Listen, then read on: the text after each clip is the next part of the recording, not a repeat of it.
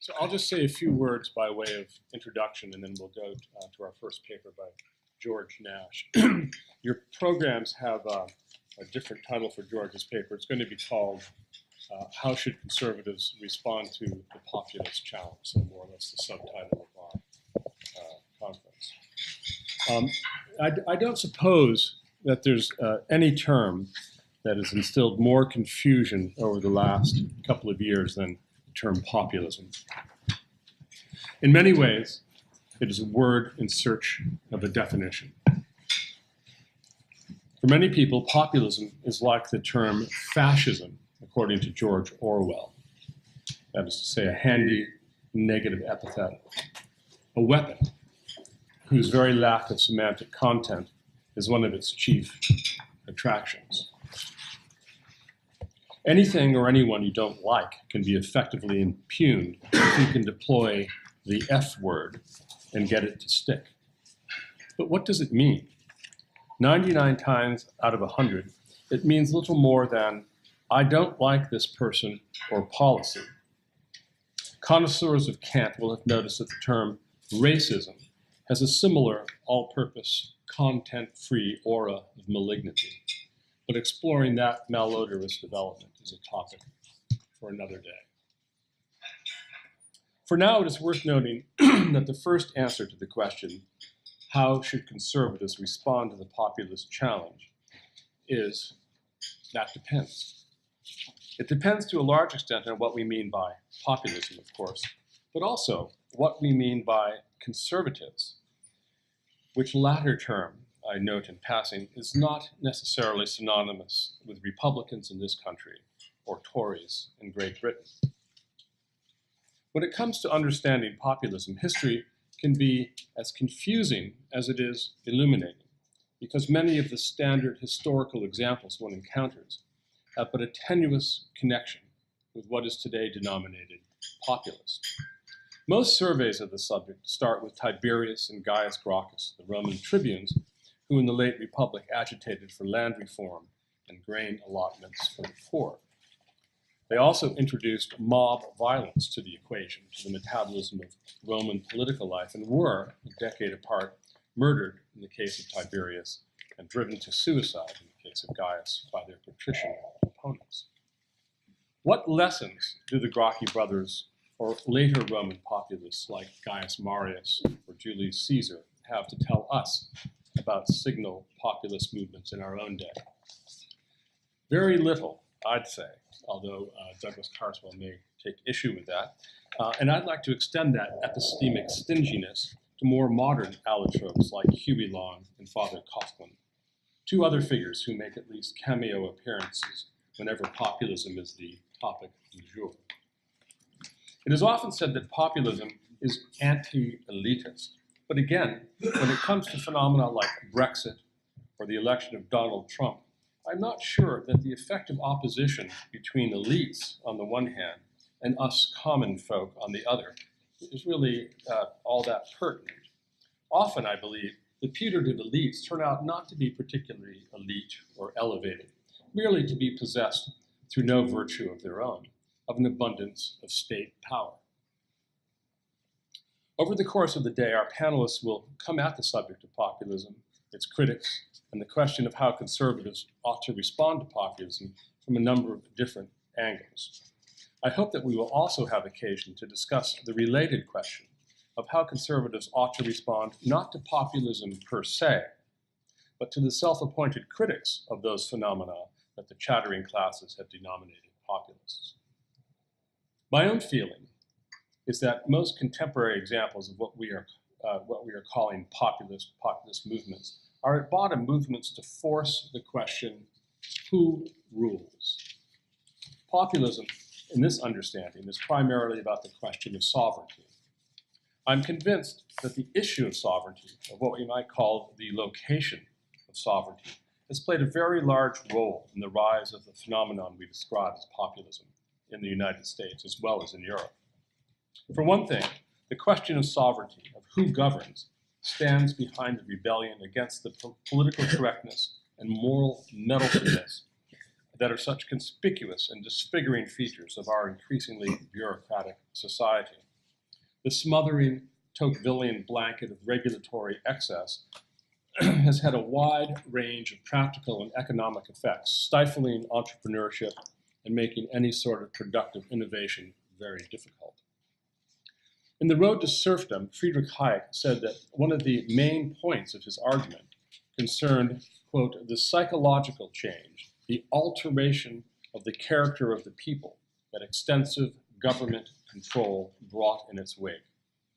The alteration involves a process of softening, enervation, infantilization even, in exchange of the challenges of liberty and self-reliance, the challenges, that is to say, of adulthood, for the coddling pleasures of dependence. Max Weber spoke in this context of Ordnungsmenschen, a word I learned from Philip Hamburger, men who have become increasingly dependent on an order imposed upon them from above. Breaking with that drift becomes more and more difficult the more habituated to dependence a people becomes. In this sense, what has been described as a populist upsurge against political correctness is simply a reassertion of independence, a reclamation of what turns out to be a most uncommon virtue, common sense. The issue of sovereignty also stands behind the debate over immigration. Indeed, is there any issue more central to the question who governs than who gets to decide a nation's borders and how a country defines its first-person plural, the we that makes us who we are as a people? Throughout his campaign, Donald Trump promised to enforce America's immigration laws and to end so-called sanctuary cities, which advertise themselves as safe havens for illegal aliens, though of course we're not allowed to call them illegal aliens, and to sharpen vetting procedures for people wishing to immigrate to America from countries known as sponsors of terrorism. The issues of sovereignty also stands behind the debates over the relative advantages and moral weather, as it were, of globalism versus nationalism, as well as the correlative economic issues of underemployment and wage stagnation. What James Madison castigated as theoretic politicians may advocate globalism as a necessary condition for free trade, but the spirit of local control tempers the cosmopolitan project of a borderless world with a recognition that the nation-state has become the best guarantor not only of sovereignty, but also of broadly shared prosperity. What we might call the ideology of free trade, the globalist aspiration to transcend the impediments of national identity and control, is an abstraction that principally benefits its architects. In his 1770 essay, Thoughts on the Cause of the Present Discontents, Edmund Burke criticized the court of George III for circumventing Parliament and establishing by stealth what amounted to a new regime of royal prerogative and influence peddling. It was not as patent as the swaggering courts of James I or Charles I. George and his courtiers maintained the appearance of parliamentary supremacy, but a closer look showed that the system was corrupt. It was soon discovered, Burke wrote with sly understatement, that the forms of a free and the ends of an arbitrary government were things not altogether incompatible. That discovery stands behind the growth of the administrative state. Under the cloak of democratic institutions, its essentially undemocratic activities pursue an expansionist agenda that threatens liberty in the most comprehensive way by circumventing the law. At the same time, however, a growing recognition of the totalitarian goals of the administrative state has fed what many have called a populist uprising here and in Europe. Populist, I'd maintain, is one word for the phenomenon, but an affirmation of sovereignty underwritten by a passion for freedom is another and a possibly more accurate phrase. If that is correct, then I'd say that conservatives ought to respond to the populist challenge by embracing it wholeheartedly. But there are many stops to the pipe that is populism, and I expect that these introductory reflections will be deepened and indeed complicated by the observations of our panelists. And now I'd like to turn to George Nash for our first paper. Thank you, Roger, and good morning, everyone. It's a pleasure to be in your company. And I thank you, Roger, and your colleagues for inviting me to participate in what I think will be a very stimulating conversation and an important one. For nearly 2 years, the United States has been living through the political equivalent of a volcanic eruption. The volume of volcanic ash that it has generated in the form of media coverage, blog posts, and tweets has been staggering. And in these tumultuous circumstances, it is hard to think afresh about our condition. Nevertheless, we must try. Silence in the face of challenge is even worse than redundancy. First, a brief definition of terms. By conservatives in the paper that follows, I shall refer primarily to American conservatives who grew up in or are the products of the conservative intellectual and political movement that developed in the era of William F. Buckley Jr. and Ronald Reagan. In other words, those conservatives who until quite recently saw themselves as inhabiting the conservative mainstream. By populism, I shall refer simply to a recurrent phenomenon in American politics, concisely defined as the revolt of ordinary people against overbearing and self-serving elites. Populistic sentiments, characterized by celebration of the virtue of ordinary people and distrust of their so-called betters, are nothing new in American history. They form a kind of backdrop to our daily political life, a muttering undercurrent in the ongoing political conversation. Most of the time, these mutterings do not rise to the level of a roar. But populism is something more. It is an act of rebellion, and it too has deep roots in American politics. American populism has traditionally come in two forms: a left-wing variety, which aims its fire at private sector, capitalist elites figuratively ensconced in Wall Street, and more recently, a right-wing variety, which focuses most of its wrath on the public sector elite, headquartered in Washington. In 2016, these two competing brands of populism vied for supremacy in their respective political homes, the Democratic and Republican parties, only to be eclipsed in the end by a new and even angrier brand of populism, a hybrid that we now call Trumpism. It is this hybrid and its challenge to mainstream conservatism that has brought us here today. How should conservatives evaluate and respond to it? I suggest that we examine it at 4 levels. First, the grievances of the aggrieved. Second, the program, however vague, of the aggrieved. Third, the character and qualifications of the leadership of the aggrieved. And fourth, the intrinsic strengths and weaknesses of populism itself as a form of political action. Conservatives have now had nearly 2 years to study the Trumpian revolt of the masses. What is noteworthy, at least to this historian, is the degree of consensus on the right about the insurgency's socioeconomic character and the validity of its grievances. Conservative observers seem generally to agree that Trumpian populism has exposed a profound chasm between those above and those below on the socioeconomic scale. The analytic categories and labels vary from commentator to commentator. We speak of populists and elitists, nationalists and globalists, and so forth. But the underlying analytic thrust is the same. To generalize quickly, in the past year or so, American conservative intellectuals have increasingly recognized and come to express sympathy for the economic and cultural grievances of the Trumpian aggrieved. At step 1 of our analytical ladder, the level of recognition and empathy, conservatives of the Buckley-Reagan persuasion have responded adequately, if sometimes belatedly, to the populist challenge. But that is only step 1. It might seem that such empathy would quickly motivate conservative public policy experts and their allies to devise and implement measures to alleviate the pain that has been exposed.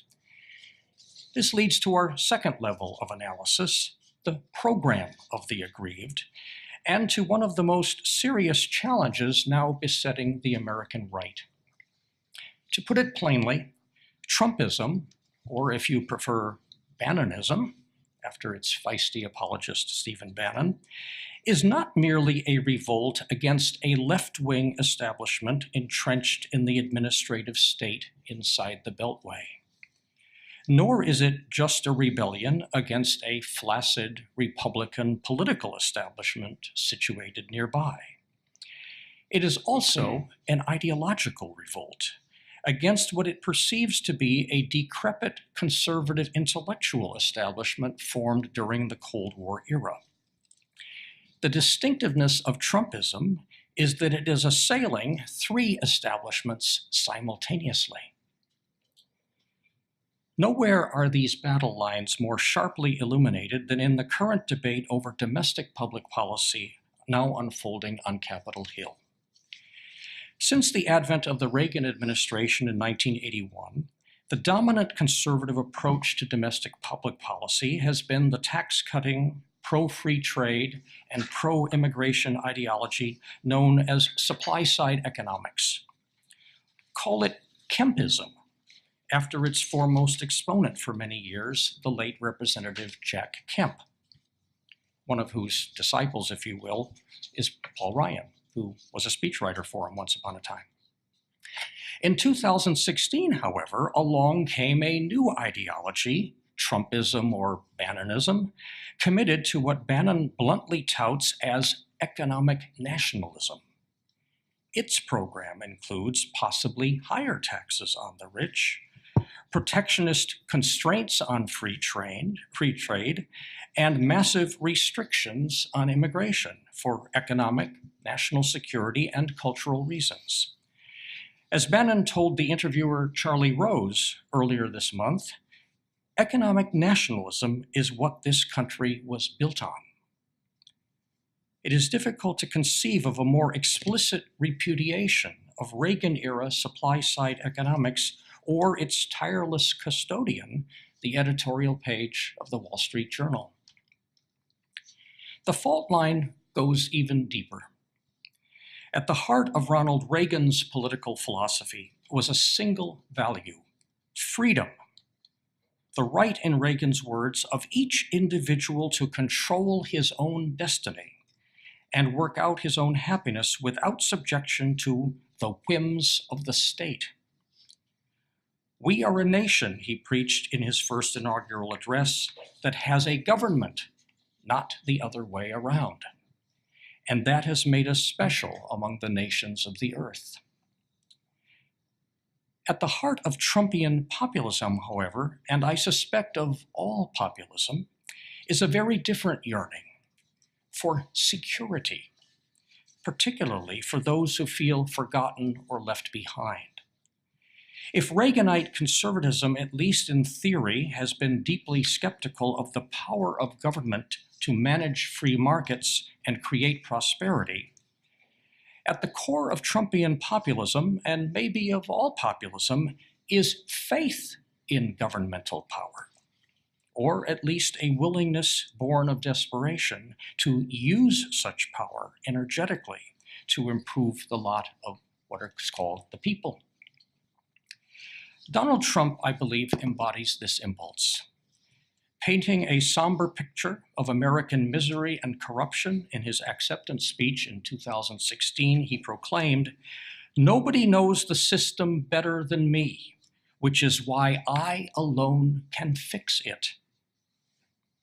It is a breathtaking divergence from the political and economic philosophy of Friedrich Hayek, Milton Friedman, and Ronald Reagan, and other heroes of mainstream American conservatism.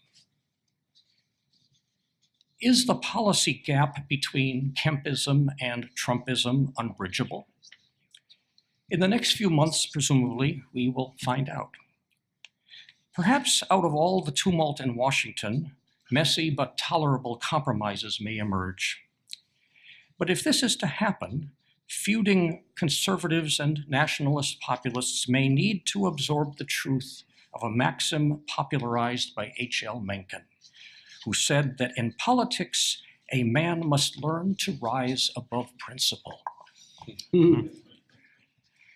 Meanwhile, conservatives are likely to have their hands full at the third level of analysis I have proposed for dealing with the populist challenge, namely the character and leadership of the man whom the populist upheaval has thrust upon us. Here I shall make no effort to examine in depth our new president's personality, tempting and addictively fascinating as such an effort might prove to be. Instead, let me offer a single remarkable datum that conservatives should ponder. In September 2017, more than 8 months into his first year in office, Donald Trump has yet to receive the approval of a clear majority of the American people in the opinion polls. This is without precedent in the modern history of the presidency, and it is not a harbinger of sunny weather ahead. There are reasons for this state of affairs, of course, notably the unremitting barrage of loathing and hostility heaped upon Trump by his enemies on the left. But some of the explanation lies in Trump's own temperament and in a pugilistic governing style that affronts many who have some sympathy with his agenda. Here, I am reminded of another pugilistic populist of sorts, the crusading anti-communist Senator Joseph McCarthy in the 1950s. In 1954, at the height of McCarthy's popularity, the former communist and now conservative icon Whittaker Chambers, a man of sterling anti-communist credentials, wrote a letter to his friend William F. Buckley Jr., who was about to publish a book in defense of McCarthy and who wanted Chambers to provide a blurb for the book cover. Chambers declined. Instead, he warned Buckley bluntly about McCarthy's flaws. He wrote, "None of us are his enemies. All of us would like to be his partisans, if only because all are engaged in the same war. As it is, most of us make an effort to overlook certain matters or to give him the benefit of most doubts. But all of us, to one degree or another, have slowly come to question his judgment and to fear acutely that his flair for the sensational, his inaccuracies and distortions, his tendency to sacrifice the greater objective for the momentary effect will lead him and us into trouble. In fact, it is no exaggeration to say that we live in terror that Senator McCarthy will one day make some irreparable blunder, which will play directly into the hands of our common enemy and discredit the whole anti-communist effort for a long while to come." Reread this passage and insert the words Trump and populist for Senator McCarthy and anti-communist, and you will understand the uneasiness and trepidation, right or wrong, that lurk in many conservative hearts today. Indeed, it is not too much to say that the unfolding populist challenge in 2017 is fraught with tragic possibilities. Tragic for conservatives and for those millions of aggrieved voters who placed their trust in this unlikely prince. One such scenario is that in the 2018 elections or sooner, Trump's presidency, insofar as it depends on Congress for results, will be reduced to political impotence, a blustery tale of sound and fury signifying gridlock. A second tragic possibility is that in his eagerness for deals across party lines, President Trump may be maneuvered into grievously disappointing his political base, particularly on immigration, thereby causing many disillusioned supporters to lapse into apathy or ineffective muttering, thus opening the gates for a lurch to the left in 2020. I mention these scenarios not because I necessarily expect them to occur, but to underscore a sobering fact. How much of the fate of the current populist insurrection, and of American conservatism too, now rests on the mercurial personality of one man. My final category of analysis concerns the nature of populism itself. The great intrinsic strength of populism is that it gives a voice to the hitherto voiceless, who often have legitimate grievances that deserve redress. And as Roger mentioned in his introduction, the people are supposed to rule, and often they feel that they're not being listened to at all, that government is not of and by the people, but only for the people. But populism also suffers from three problematic features. First, populist eruptions, like volcanic eruptions in nature, tend to be spasmodic and relatively brief. They are apt to die down when the economic upheavals with which they are usually associated start to dissipate. Moreover, populist mobilizations are almost invariably reactive, and those doing the reacting at the polls are generally people for whom politics is not a daily preoccupation, unlike the ruling elites against whom they rebel. For conservatives in 2017, this raises a question. How long will it be before the current populist eruption subsides and normal politics, that is to say, elite-dominated politics, reasserts itself? The second problematic feature of populism is encapsulated in a remark by the American patriot leader James Otis in 1775 at the start of the American Revolution. He said, "When the pot boils, the scum will rise." Visitors to the comments pages of some of our internet websites may sympathize with that remark. Populism, by its nature, is a creature of frustration and passion. It also tends to be harshly critical of the institutions where the elites whom it despises hold sway. Thus, it should not surprise us that in America and other nations, populist movements have produced more than a few eccentric and unpolished leaders, often drawn from outside the institutions of so-called polite society. For conservative intellectuals who believe that successful democracies require statesmanship and civic virtue, one of the most troubling features of populism is the frequently erratic character of its leadership. Can populist leaders be converted into statesmen? For conservatives, this is always a vexing question when populist uprisings occur. The third problematic aspect of populism is the tribalistic overtones of its rhetoric. This too seems inherent in the phenomenon. If you are a populist who believes that a self-serving elitist cabal or faction is exploiting the virtuous people, then what must you do? Why, unite the people, of course, against their oppressors. And the key word here is unite. But on what terms should populists strive to unite the people? One of the striking trends of the past 2 decades has been the spread of a post-national, even anti-national sensibility among America's cosmopolitan progressive elites and young people, a denationalizing trend linked to the ideology of multiculturalism. Not surprisingly, one of the notable aspects, and I think popular aspects of Trumpism, is its renationalizing tendencies, including a defiant reaffirmation of the nation state as a political organizing principle. For most conservatives, the populist pushback against transnational progressivism and globalism is both understandable and defensible. If our nation is to survive, some common bonds must unite us. Diversity is not enough.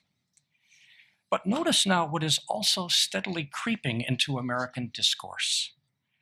Increasingly on the right and the left too, the assaultive language of war, and even civil war, is being used to mobilize political legions.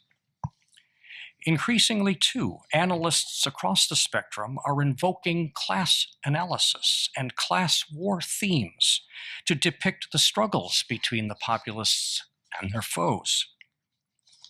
Meanwhile, at the margins, the belligerent dissenters known as the alt-right are aggressively promoting their own forms of collective solidarity along increasingly racialist and white nationalist lines.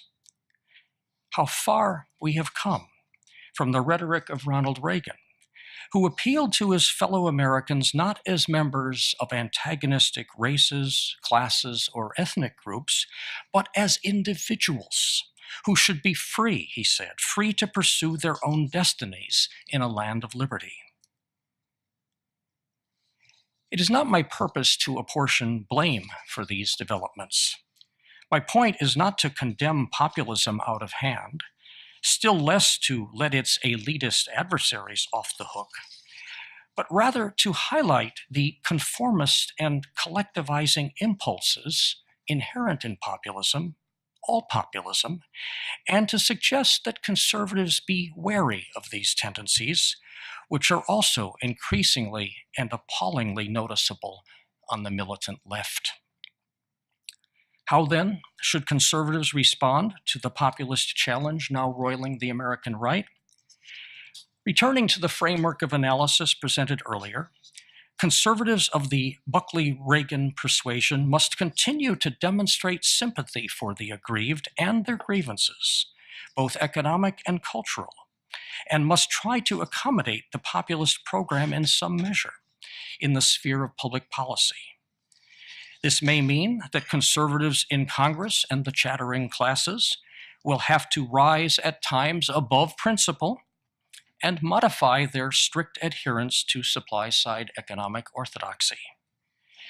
What has long passed in conservative circles for economic wisdom, like cutting tax rates on the wealthy, may not in the current crisis be political wisdom.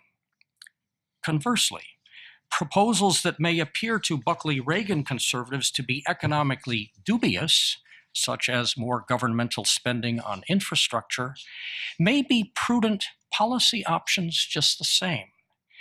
The price to be paid at this point in time for healing some of the wounds in our body politic. Second, conservatives need to address more directly and systematically than heretofore the problem of refining and not merely denouncing or flattering populistic leadership. How can such leadership be turned away from demagogic temptations toward statesmanship? How indeed can America avoid descending into what the Founding Fathers so much feared? Rule by the mob, or even worse, competing and adversarial mobs.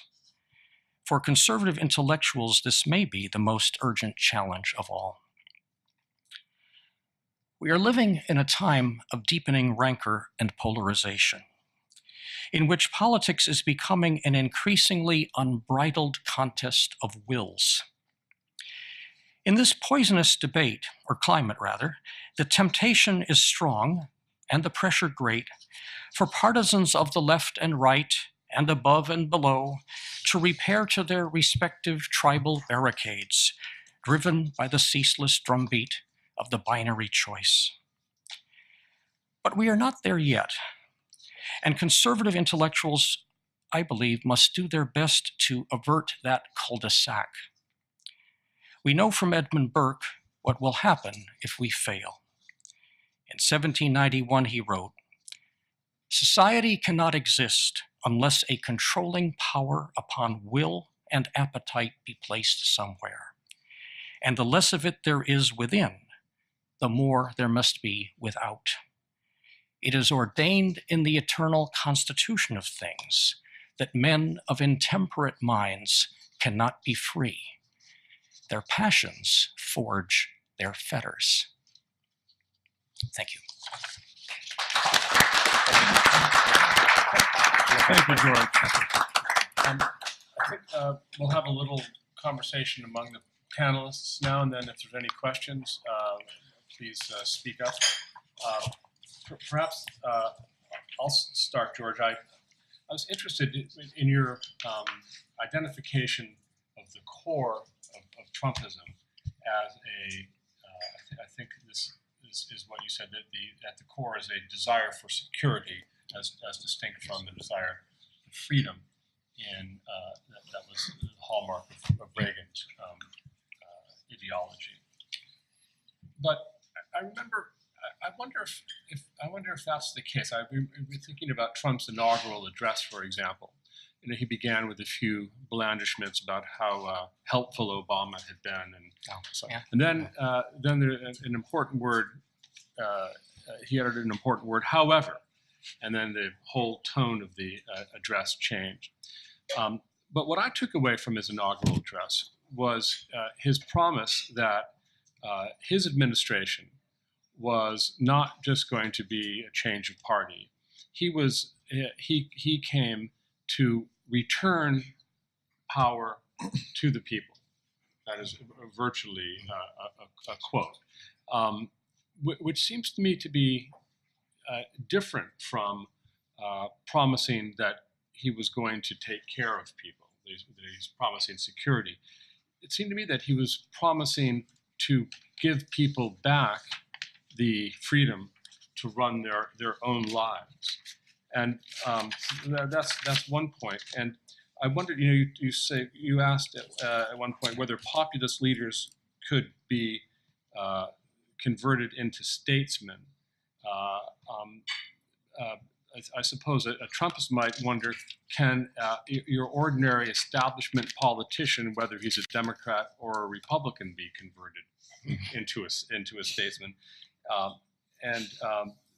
Finally, you spoke about the conformist tendencies in populism, but it strikes me that there's a kind of imperative for conformity and conformism that is ingredient in the imperative of political correctness that is such a prominent feature in our society, both on the college campus and increasingly in everyday life and in businesses, against which Trumpism, if there is such a thing, was a prominent rebellion. So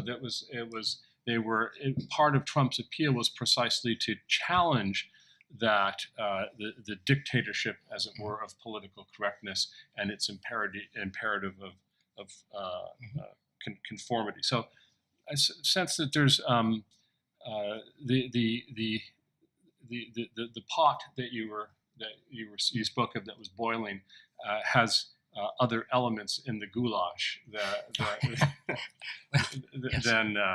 than you may have identified. Right. Well, I did face the constraint of 25 minutes, yes, and right. so, yes. but I will try to answer in less than 25 now the points that you properly brought out for discussion. As I examined, understood the overall campaign, I'm not thinking specifically and only of the inaugural address.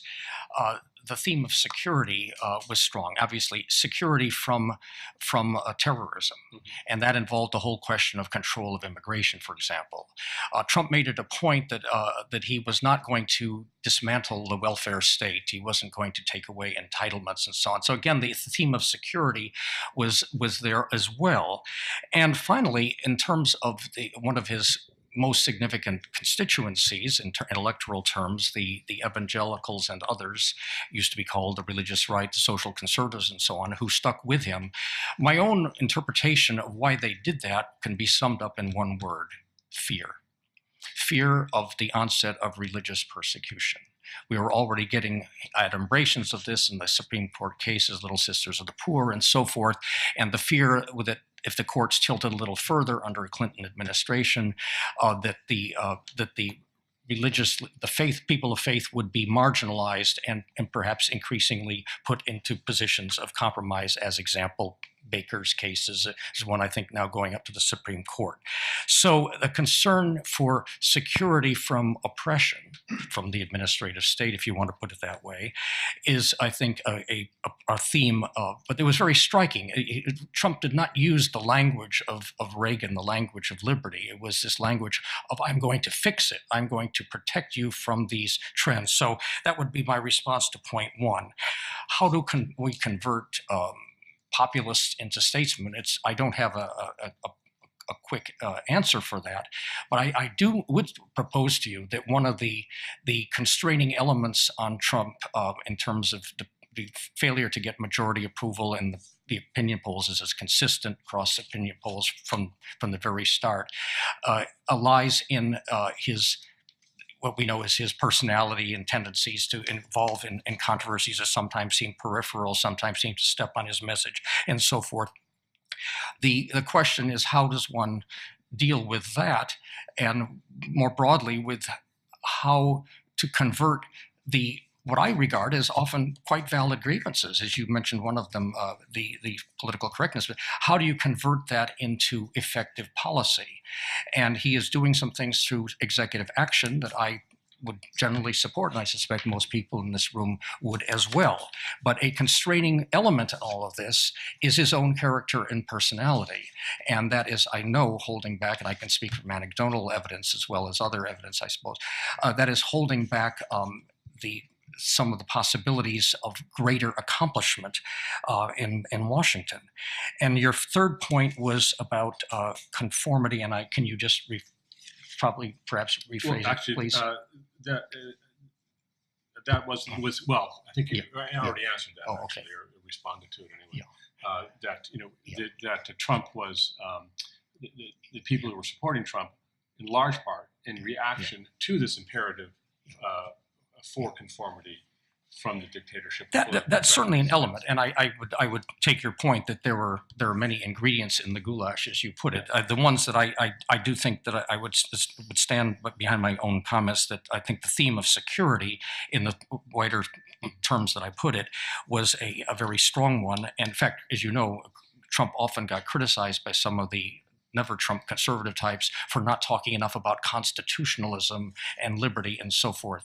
And one of the paradoxes of Trump right now, and I'll stop with this point, is that if he is unable to get much through Congress, his power will be the power of the executive. And the power of the executive through executive orders, which he's been using, will produce results that conservatives will often applaud. But the paradox of that, or the irony of that, is that he, in effect, is using the powers of the administrative state to accomplish objectives, which means that in 2020 or 2024, someone else might come in who will undo what he did, just as he's undoing some of what Obama is doing. So to rely only on Trumpism through executive power is not to really undermine or delimit the administrative state, even though it may have some temporary, at least, policy benefits. Yeah, I would agree with that. I think the big task is to get Congress to step up to the plate and do its job. But of course, they've delegated that to the administrative state, so they don't have to take responsibility for that. But I'm sure there's some other questions or comments. David? Thank you, George, for the paper. 2 points. One, I was struck at how libertarian your definition of conservatism was. You cited Hayek, Friedman. It's all about individual liberty. The government is the enemy. I think that's a good definition of libertarianism, but it doesn't sound very conservative to me. And the second point on Trump, you're right that security is one dimension, but in his own words, he frames it in terms of solidarity, not security. That was the underlying theme of his inaugural address. And one component of solidarity will be ensuring that your fellow citizens are taken care of. But I think the word solidarity does more justice to his is a conservatism, I think, of borders and solidarity rather than liberty. And conservatism maybe has different inflections or different dialects. And he's opposing the libertarian version and speaking in the language of borders and solidarity. And he is dealing, to be fair, with certain crises points at this point. So conservatism historically has been a house of many mansions, as you know. And in the United States, the Reagan era conservative coalition was built not only on the libertarian side of it, as you mentioned, but what were called traditionalist social conservatives, so concerned with issues like right to life and so forth, as well as the national security conservative concerns that focused on the Soviet Union during the Cold War period. So conservatism is, at least as I would analyze it, not exclusively one element or another, but a kind of an now uneasy coalition undergoing new stresses as we speak. So it is still, you say he talks about solidarity. That is, I think, true, but solidarity against whom? There is always, and this is true of the left as well, and I'm appalled by that. And if we had another conference on the threat to the left challenge, I would certainly want to emphasize the kind of solidaristic elements of the left in universities and elsewhere who simply do not want conservatives around, do not want conservative and voices to speak. And increasingly, as someone alluded recently, the polling data is showing that many people in the college age bracket now think that it is quite proper to shout down speakers. And I think 50% in the latest poll think that that's an acceptable form of dialogue on campuses, and 20% think it's even appropriate to take violent action against speakers who are deemed to be beyond the pale. So we have solidaristic elements on the left, and I'm concerned, what I'm really concerned about, they're trying to suggest is that I don't want us to get to the situation where we have two extreme solidaristic elements confronting each other without communication and dialogue any further. It reduces to war or civil war. And I see the rhetorical tendencies as well as incidents like at Berkeley and elsewhere, where people, particularly on the Antifa left and so on, are pushing us toward that stage of physical confrontation.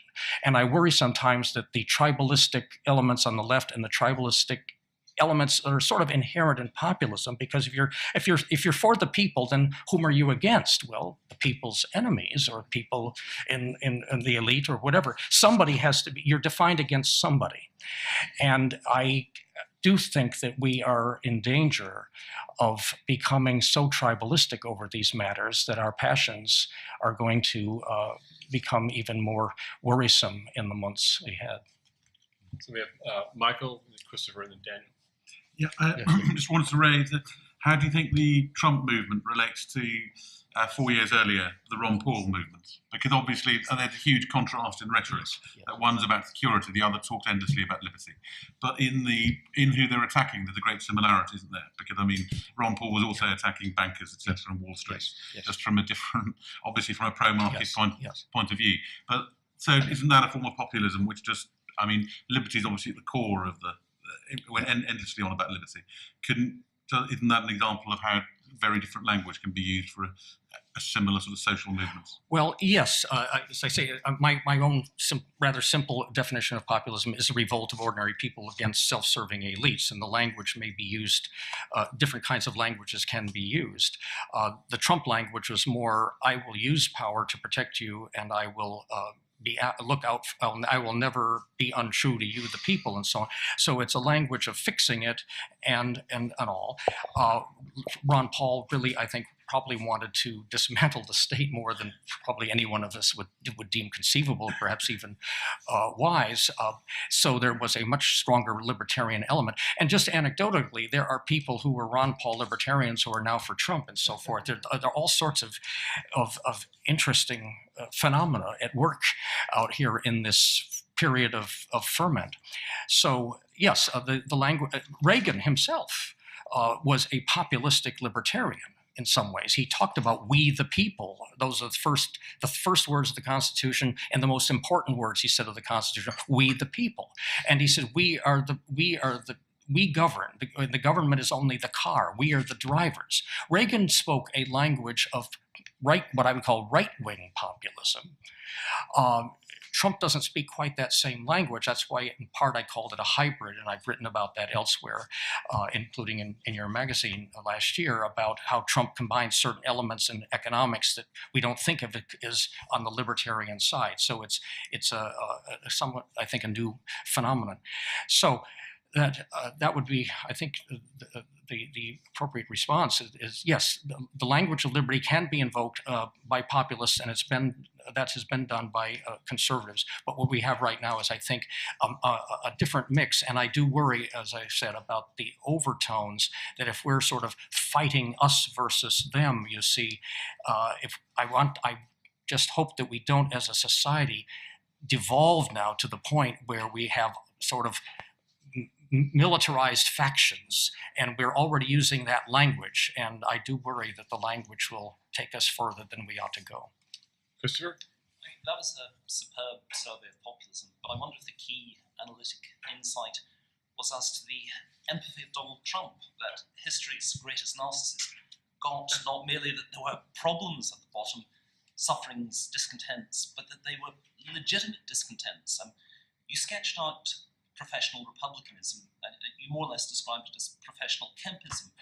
I wonder if the thing we need to look at more than the successes of Trump are the failures of the establishment that he succeeded, because professional Kempites not merely denied some of these sufferings, that some of these discontents were legitimate, they actually disapproved of these sufferings. The attitude seemed to be, from some voices, you have wretched lives, they're your own fault, you deserve to have these lives. Whereas Trump, somehow, by some malign genius, got, no, it's not their fault that they're suffering, it's the dreadful system of circumstances that they find themselves in.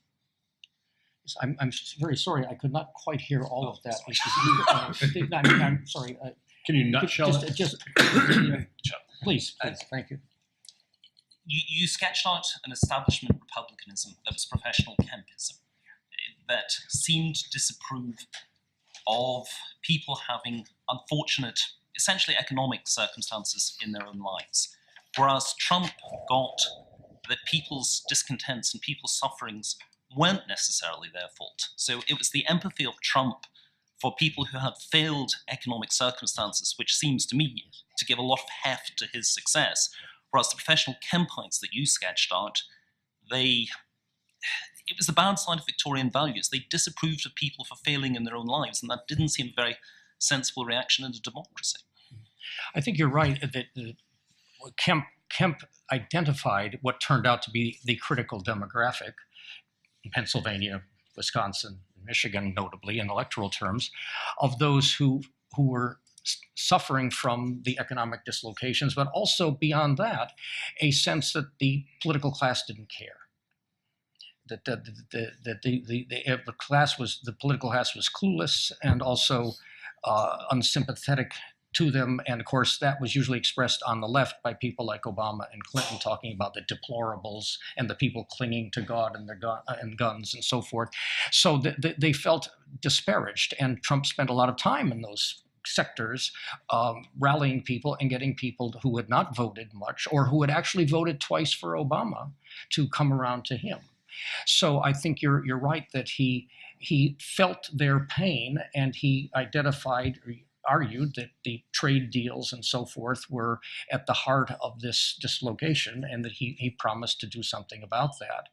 The Kempists argued, rather differently in supply side economics terms, that cutting taxes and other things eventually benefits all. And I know free market economists who say, well, in the long run, free trade is better, but there will be sectors that will be hurt in the short run. And we can argue about how small that sector is or how large that sector is, but it was certainly concentrated enough and significant enough that it helped him win where he had to win electorally. Yes, Daniel, Philip, and yes. George, I think in your last remarks you said Kemp, and I think you meant Trump. But that doesn't matter. Yeah.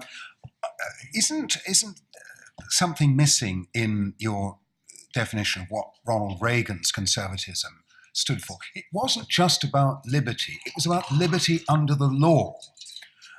This is a key point, I think, about the whole tradition of American conservatism, not just Reagan. Because in this great country, the danger has always been of lawlessness, of the Wild West, as it were. and how you impose some kind of order and law-abiding behavior on the natural animal spirits of the American people.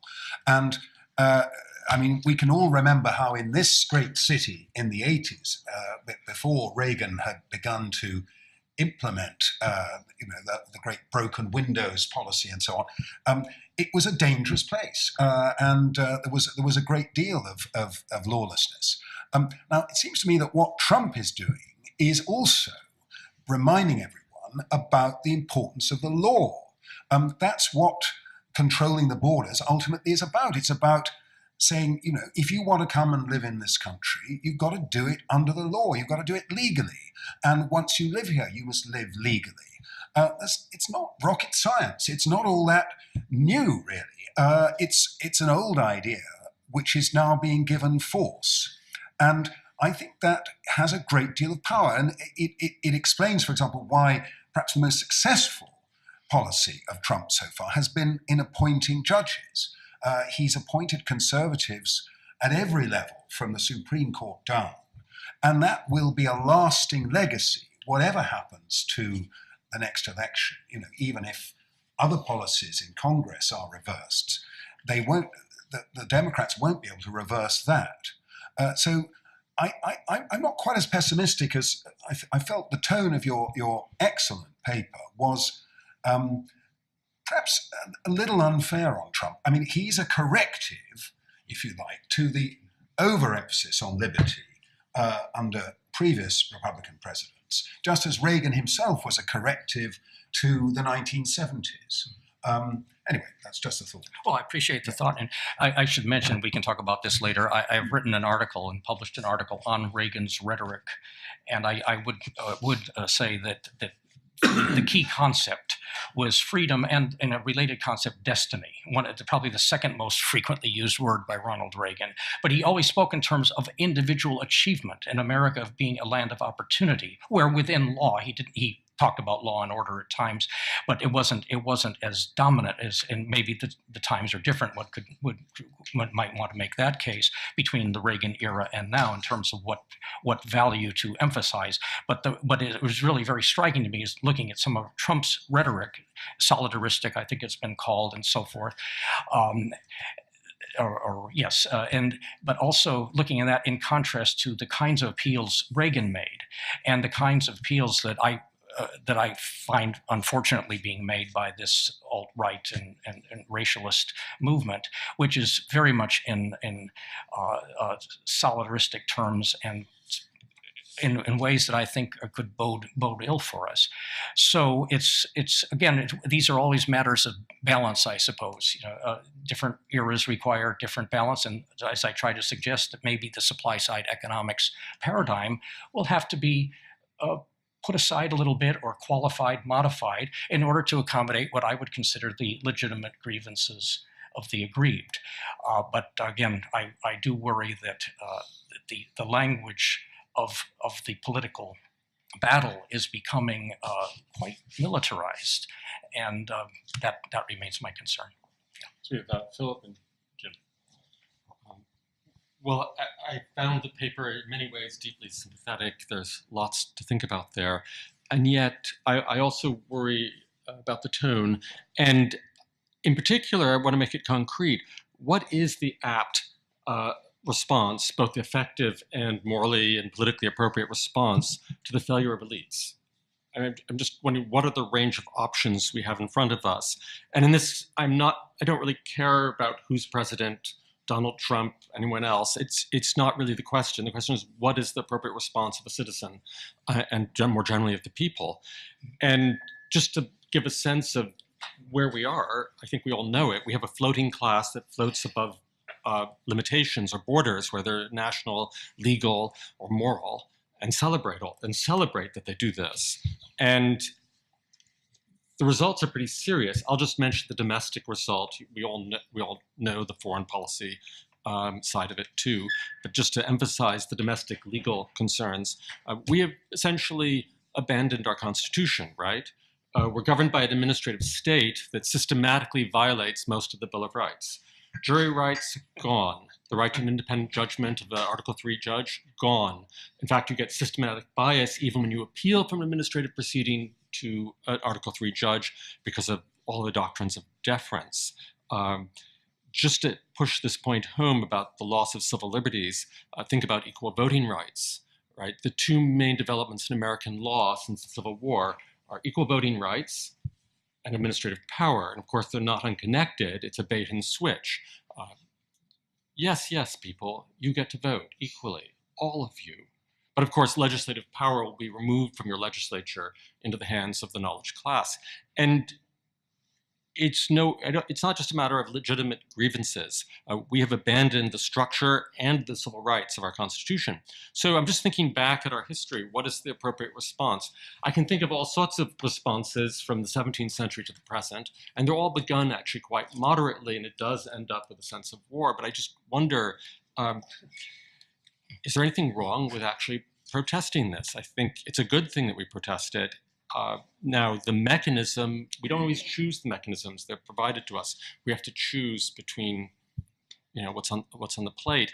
And I'd just like to close by mentioning what I think is the sobriety of much of the response to this, right? There are fringes that are appalling. I agree about that. But if you look at the vast majority of Americans, they're not out there writing on blogs. They simply voted and are quietly hoping things will work out.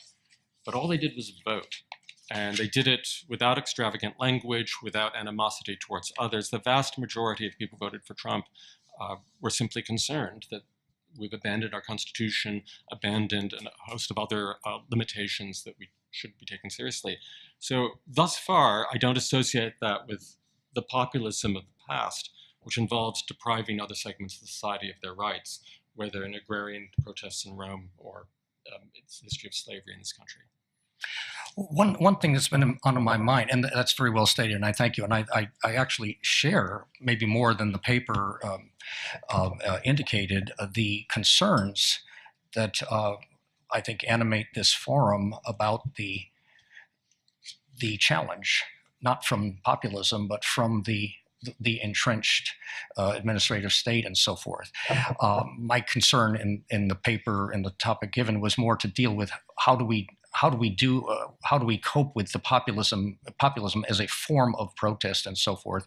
And as I indicated, as you've heard, there are several problematic aspects which I do see causing difficulty already, namely the leadership issue, Trump versus the conservative Republican, those are rather distinct establishments in Washington, so that we now talk about a civil war coming in the party and so forth. Some of that may be just a bit typical political rhetoric, but we've seen enough violence and intimidating behavior in the land to worry that it's going to go further than that, and I'm certainly not alone in believing that that is a strong possibility. So yes, how do we respond to a challenge this immense?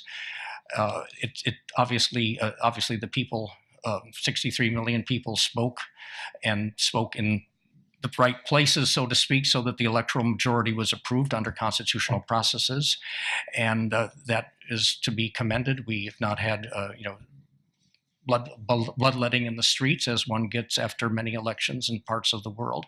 So there are things, I think, to be properly thankful for. The challenge is so immense that I feel badly for those who may end up being terribly disappointed if more change does not occur. I'm reminded of Psalm 146, "Put not your trust in princes." And I alluded to that in a way in my paper, that we cannot put all of our faith in a single person or a single administration. There's a cultural element to this, and many areas of response, which we as citizens in our various fields have to take action is. We can't just rely on a few people to try to get the demos to put pressure on the elected leaders to do this and that. So it's a multidimensional struggle, and there are as I say, risks that things could go much more awry. And that's a point I've already made, so I should probably stop with that. But I do appreciate your input, and as I say, I share the apprehensions that I believe you feel about the breadth and depth of the challenge if you look at it in terms of the administrative state and the Constitution. Jim? Okay, thank you. Thank you for that paper, George. And all of us who've read your books have learned enormous amount about post-war conservatism. You are the architect of our thought on a lot of these issues, and thank you for those books and those writings. You have spoken here and you've written about post-war conservatism, focusing on Bill Buckley and what he spawned, and then Ronald Reagan and what he put in place and what he said in that post-war period. Those movements were very much related to two things: the Cold War and to the New Deal, and to some extent to the Great Society and to the disorder that followed. Cold War is over. The New Deal's somewhat settled policy, at least in terms of the major policies. Perhaps some aspects of the Great Society are as well. We've seen in the past in American history that public doctrines, settled public doctrines, have been blown apart by the development of events. And certainly we saw that in the period before the Civil War. We saw that in the New Deal period.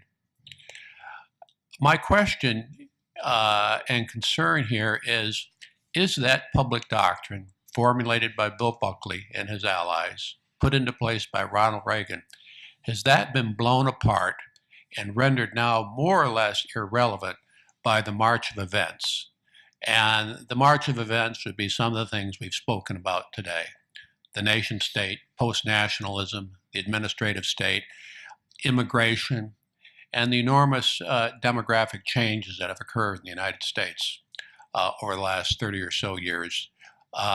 Is the conservative solution put together in the post-war era, risen to its peak in the 1980s, is that now finished as a public doctrine in America? Whittaker Chambers once said that each age finds its own language for an eternal meaning. And so one could say that the language of the Buckley-Reagan era was the language of an age, but I'm not sure that that means that the concerns thereby expressed are somehow a passing matter as well. We may have to find our own language. Now, I don't know what Chambers meant exactly by an eternal meaning, but I'll give you a little thumbnail version of my own. It seems to me that the conservative movement spoke to three concerns in that period.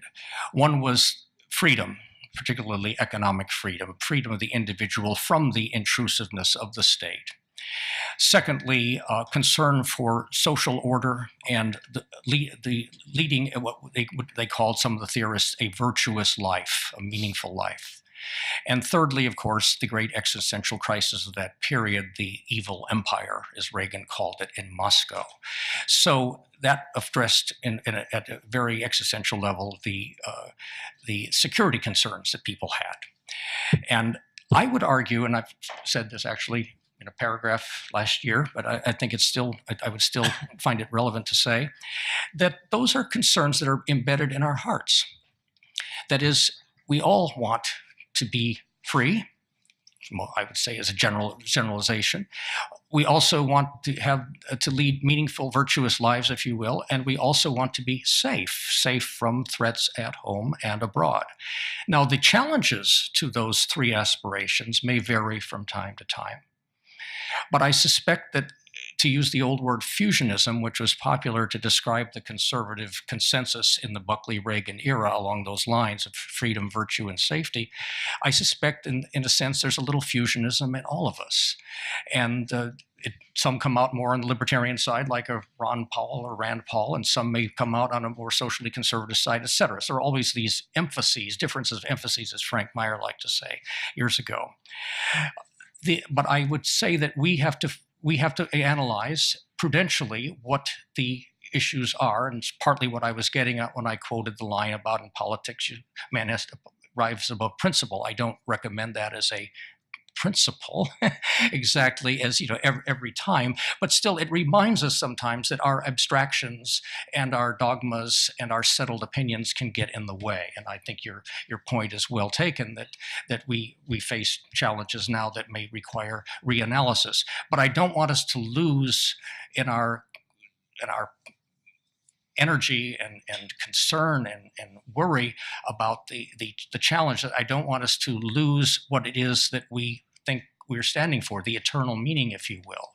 That is, we still want, in the end, to have a free society, a society that permits people to pursue achievement and betterment and virtue, if you will, and also a society in which the government allows people pretty much to live their own lives in alone, and also keeps us safe. And that may be from Islamicist terrorism or any number of issues that we might discuss. But those overall aspirations and ideals, if you will, lodestars, I hope will be retained, even if we say, well, supply-side economics as a formulation of the aspiration toward economic freedom has its limitations now, and we have to make adjustments, and we have to address the grievances and the like. That's what Russell Kirk would have called the politics of prudence. And so we were probably pretty much on the same page, Jim, actually. But I do think that we need, in our rhetoric and our analysis, to bear in mind these enduring things that we deeply believe, and not throw all of that out in our discontent with some of the leadership of the past generation, and in our discontent with some of the policy outcomes that they proposed. Are there any questions? Yes, Walter. Henry Olson has written a book describing Ronald Reagan's use in the New Deal. Yes. And you've already mentioned that Trump has indicated that he was not going to, as Claude Pepper used to say, tamper with Social Security. How high above principle do you think the conservative movement ought to rise to accommodate what it appears to be very broadly supported social welfare programs? Yes, that I think is a challenge, because if you really press people want what they get. You see, and some have argued that it makes democracy inherently problematic, because sooner or later the public will discover it can vote itself benefits and will not want the benefits taken away. And we're seeing perhaps a bit of that in the healthcare debate. People say, well, I got this, I got that. And there is a fear, which I think may be legitimate in many cases, that if we upset the system and go to some other unknown alternative, that people will somehow lose that protection that they're looking for in the form of health care for pre-existing conditions and the like. Reagan had a term, and of course it's a term, but I think it helped to define Reagan. He talked about the propriety of a safety net. But I think he said, or someone else said, that should not become a hammock.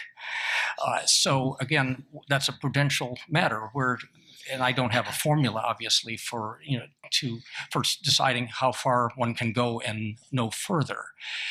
So Trump, I think, perhaps for astute political reasons, didn't want to get one of his stronger demographics, the people over 65, against him, and have the Democrats become demagogic themselves, saying, oh, he wants to take your Social Security away. So that was probably astute on his part as a matter of electoral success. Then we hear, however, that the time bomb is ticking away, the financial time bomb. And in my more pessimistic moments, some people feel I was a bit pessimistic sounding this morning. In my more pessimistic moments, I wonder whether we'll have to go toward the Greek precipice before there is a sufficient public sentiment for making more possibly necessary prudential changes to the welfare state. And I'm not wishing that on anyone, but I'm just saying that it's very hard to condition people away from that. the conservatives have tried to introduce choice elements, school choice, and so on, maybe choice elements in the social security system. There are ways to try to address some of these issues and around the edges, but this is deeply embedded now in our society, as we have heard already at this conference, and that is, I don't think even if you are a libertarian, you can realistically expect to change that quickly or drastically, short of a great crash or crisis, which then opens up possibilities which may or may not be to our liking. Roger, if I may just say one little point, to be sure that I've made my larger point here. What I'm concerned about is that I think the conservatives have, as part of the conservative response to the current circumstances, we need to do things so that we avoid the politics degenerating into the physical contest of wills that even involves street violence and the like. That's part of, and that's not the totality, but I think it's, in my judgment, at this point in time, an important ingredient in what conservatives need to address. Rebecca, you have the last question. Oh, yes. Do you think the nomination of Roy Moore in Alabama is any indication that this movement is not just tied to Trump, or maybe we're just getting started here? Well, there were internal elements to the Alabama situation that probably made the outcome as decisive as it was. By that I mean Strange was appointed by the previous governor, who was under great suspicion for whatever it was, and I think had to resign.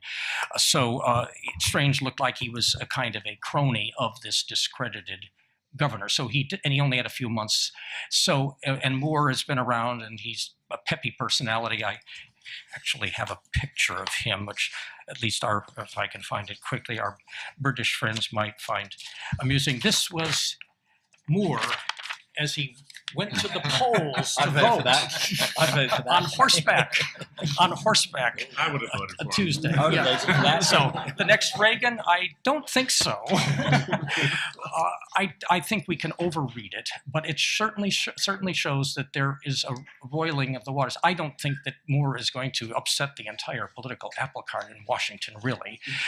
But it suggests, to quote an old phrase, that at least some of the natives are restless. And I think it's now going to increase the possibility that we'll have other very noisy primaries in the coming months. And one of the tragic possibilities is that all this energy will go into a Republican civil war. And the Republican vote will be depressed. Whereas the other side will be so angry at Trump, the despot, Trump, the Mussolini, all the things they say, that they will get out to vote.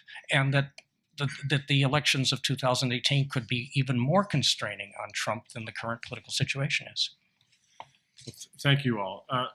Andy McCarthy is now going to tell us what happens when populism meets reality.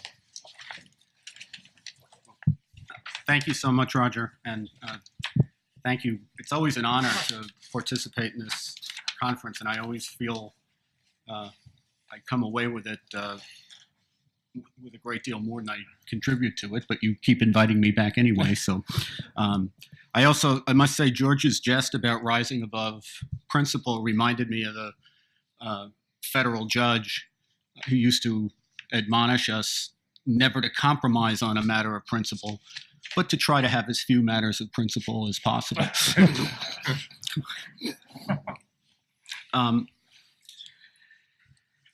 That's how you got Trump. That phrase seemed at first to be a playful quip, uttered here and there as the left's shock and horror over the election of President Donald J. Trump manifested itself in memorably bizarre ways. Grieving centers on university campuses where tender 20-somethings and the tenured radicals who instruct them were invited to stroke therapy dogs, scribble in coloring books, stack Legos, and do their brave best to cope. At Cornell, they even stage a cry-in, with the Ivy League University staff providing tissues and hot chocolate gratis, or as gratis as it gets after mom and dad have ponied up to $70,321 in annual tuition and fees. Alas, it's not a quip anymore. That's how you got Trump has become a constant refrain. Shock among self-proclaimed progressives has devolved into anger. rage has fueled a full-time tantrum. A competition among distraught student bodies, Hollywood heavyweights, community organizers, pop stars, sanctuary city pauls, froth-flecked pundits, smoldering social media, and rabble-rousers from Black Lives Matter to Antifa, which is a fascist projection outfit, all vie to be the most outrageous, the most rabidly anti-Trump. As we've transitioned from the Donald's populist candidacy through 8 months of populism in power, there are two things worth observing about the president and his opposition. The first involves the conventional wisdom that the United States is a deeply divided country. It misstates the case. What we are is an intensely divided country. To say that America is deeply divided implies what the left-leaning media would have us believe, namely that the likes of Antifa and politicians such as Bernie Sanders, the self-proclaimed socialists who nearly bested Hillary Clinton for the Democratic presidential nomination, are representative of what virtually half the country thinks. It's simply not true. Of course, it is incontestable that social justice warriors have made significant inroads on the campus. They hold sway over the organs of popular culture and public opinion. But they are punching way above their weight.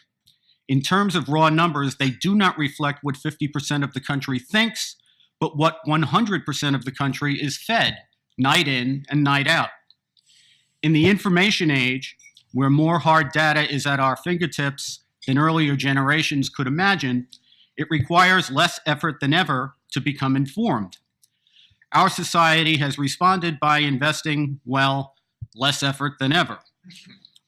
It has come to prefer narrative to fact and political correctness to analysis.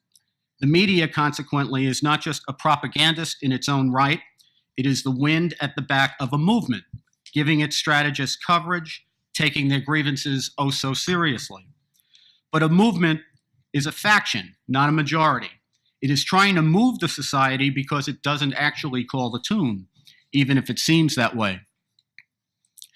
That is why the phrase, "That's how you got Trump," makes sense, why it resonates.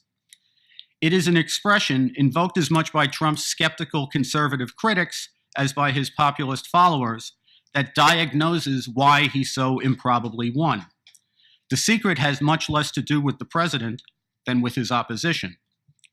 When Antifa arsonists riot at Berkeley to prevent a speech by Milo Yiannopoulos, a flamboyant alt-right provocateur that most of the country has never even heard of, when the radical campus left uses violence and its consequent heckler's veto to shut down speakers as accomplished and ideologically diverse as Charles Murray, Heather McDonald, Ayaan Hirsi Ali, and James Comey, the movement tells itself that it is controlling the parameters of what may be discussed, what may be taught, and what may be thought in our society.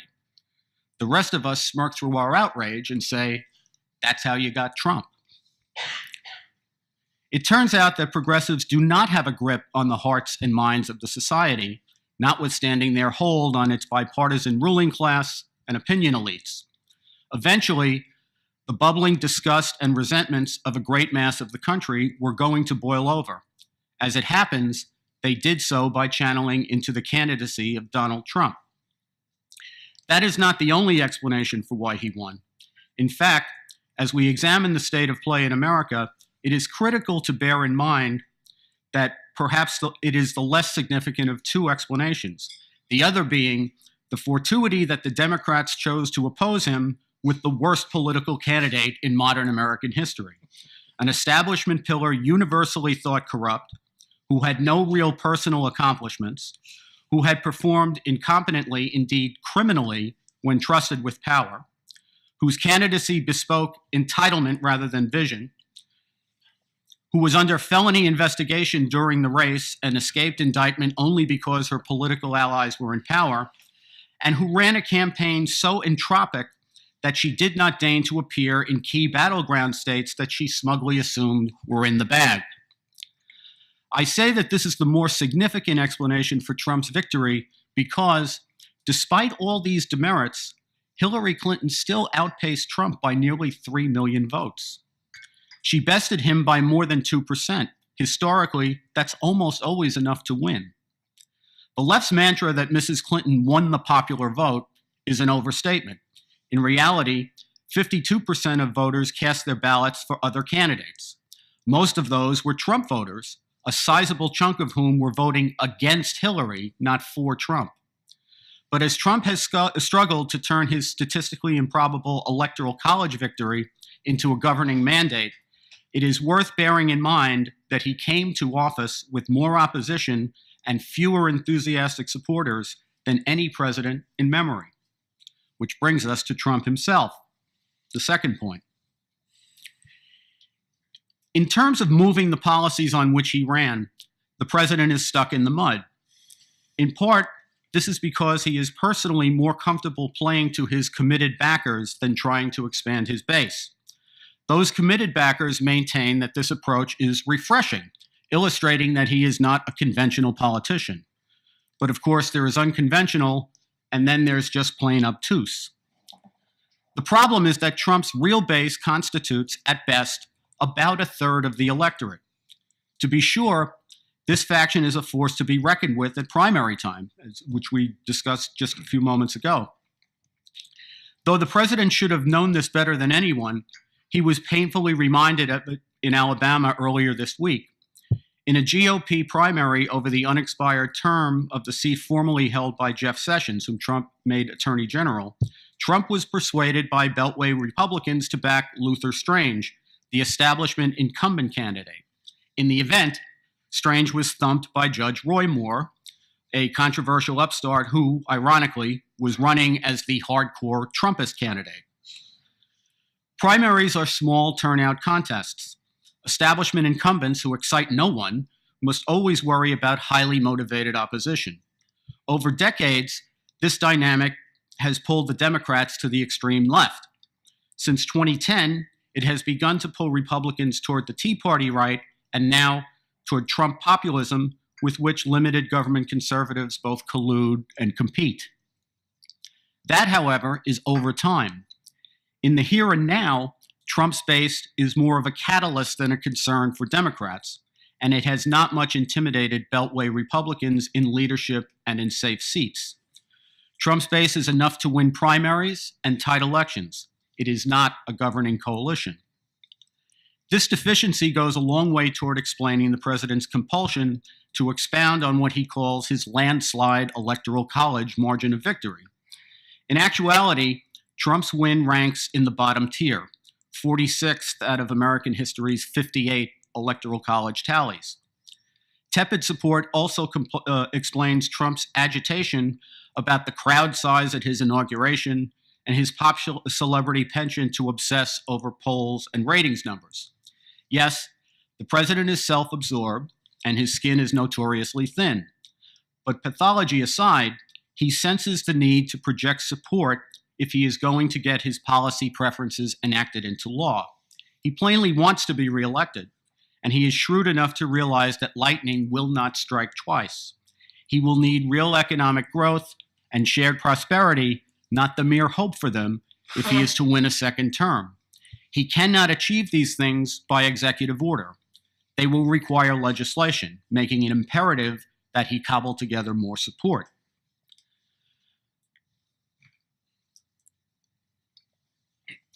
My Marco Rubio moment. Okay.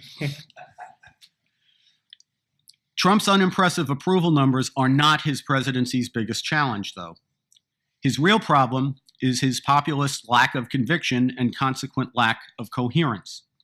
As conservative skeptics warned, Trump is not a true believer in his campaign's signature issues: enforcement of the immigration laws, confronting the ideological underpinnings of what he called radical Islamic terrorism, the repeal of Obamacare, the refusal to entangle our armed forces in impossible nation-building exercises, the draining of Washington's swamp, and so on. These are easy things to rail about on the hustings, especially in the Manichaean setting of a campaign in which the alternative, as he put it to such great effect, is crooked Hillary. But they are very hard policies to implement. Bombast is effective on the campaign trail, bringing into sharp relief, even exaggerating the differences between candidates. Governance, by contrast, requires choosing between the bad and the worse, or at least it often does. Altering policy in a system of divided government calls for a deft combination of compromise, coalition building, and persuasion. In an age of rage at the political establishment, being an unconventional outsider could be a major advantage, but it is no substitute for mastering policy details. That is the minimal presidential requirement for using the bully pulpit effectively, for knowing when to hold them and when to fold them, for demonstrating the art of the deal.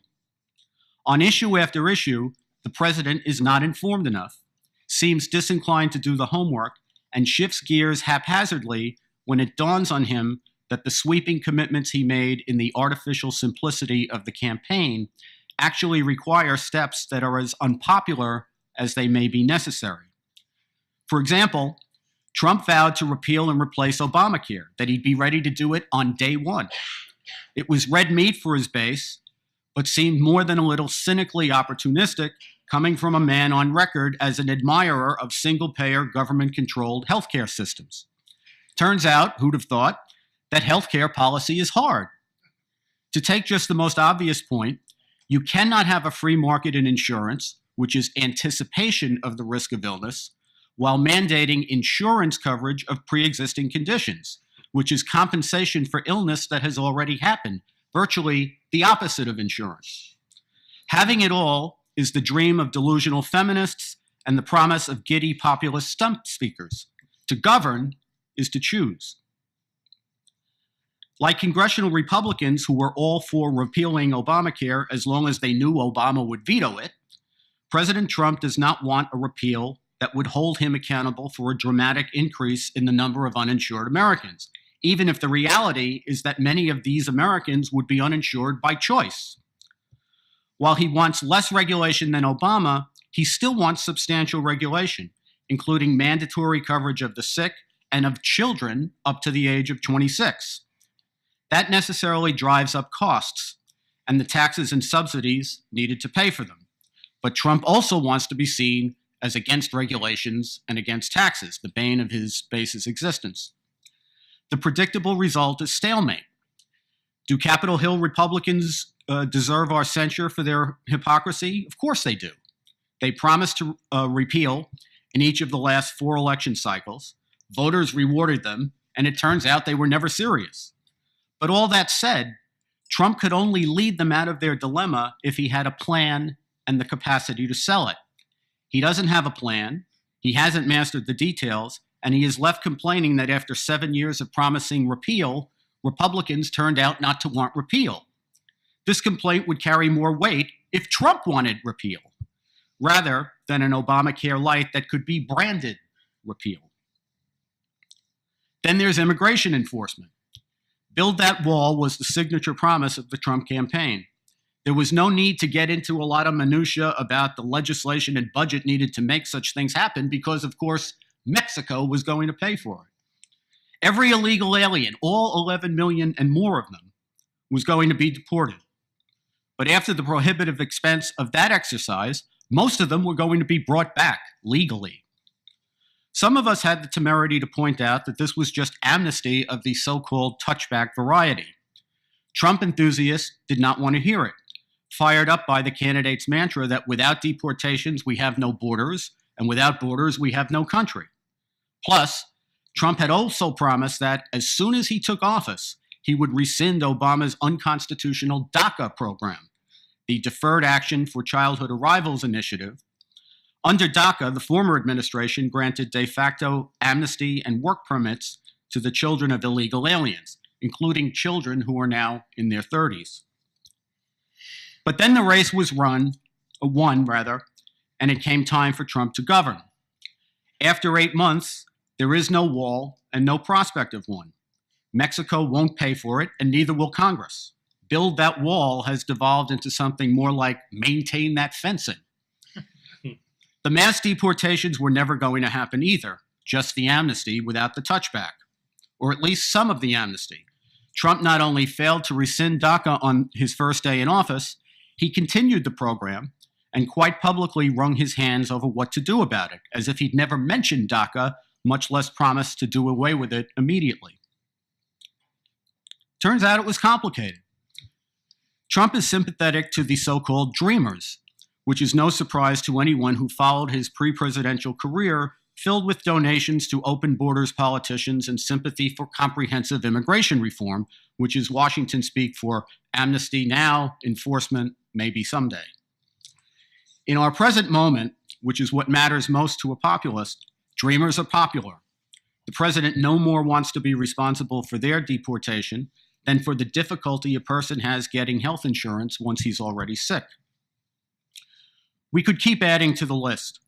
The Iran nuclear pact, which Trump called the worst deal in history, has been recertified twice by Trump's State Department, even though, by statute, the certification may happen only if the president finds that Iran is in compliance and the deal is in American national security interests, both of which are laughable claims. After no shortage of hemming and hawing, Trump rightly pulled the United States out of the Paris Climate Accord, but now he's recently signaled an openness to rejoining. Trump's travel restrictions on aliens resulted in a raft of litigation accusing him of anti-Muslim bias. To defend the president, the administration vehemently denied that Islam was being considered in visa issuance decisions. This legal argument makes it practically impossible to justify screening applicants for adherence to political Islam, meaning the fallout of the travel orders, which do little to actually improve security, is that Trump's campaign promise of extreme vetting will go unfulfilled. After claiming that there were no vital American interests in Syria and that President Obama would need congressional approval to attack the Assad regime, U.S. armed forces are now occupying territory in Syria and have attacked regime targets without congressional authorization. Now, all of this is not to say that there have been no successes. There have been crucial ones, in fact. The added entanglement in Syria is the fallout of Trump's following through on the promise to demolish ISIS in its so-called caliphate. To be sure, solving one problem gives rise to others.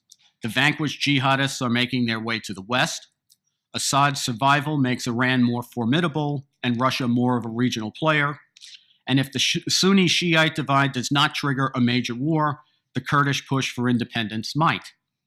Nevertheless, the humiliation of jihadist organizations is imperative if we are to suppress the attractiveness of jihadism to young Muslims. In a region where it's always pick your poison, Trump was right to decide that it is better to live with the problems caused by eradicating ISIS than it is to live with ISIS itself.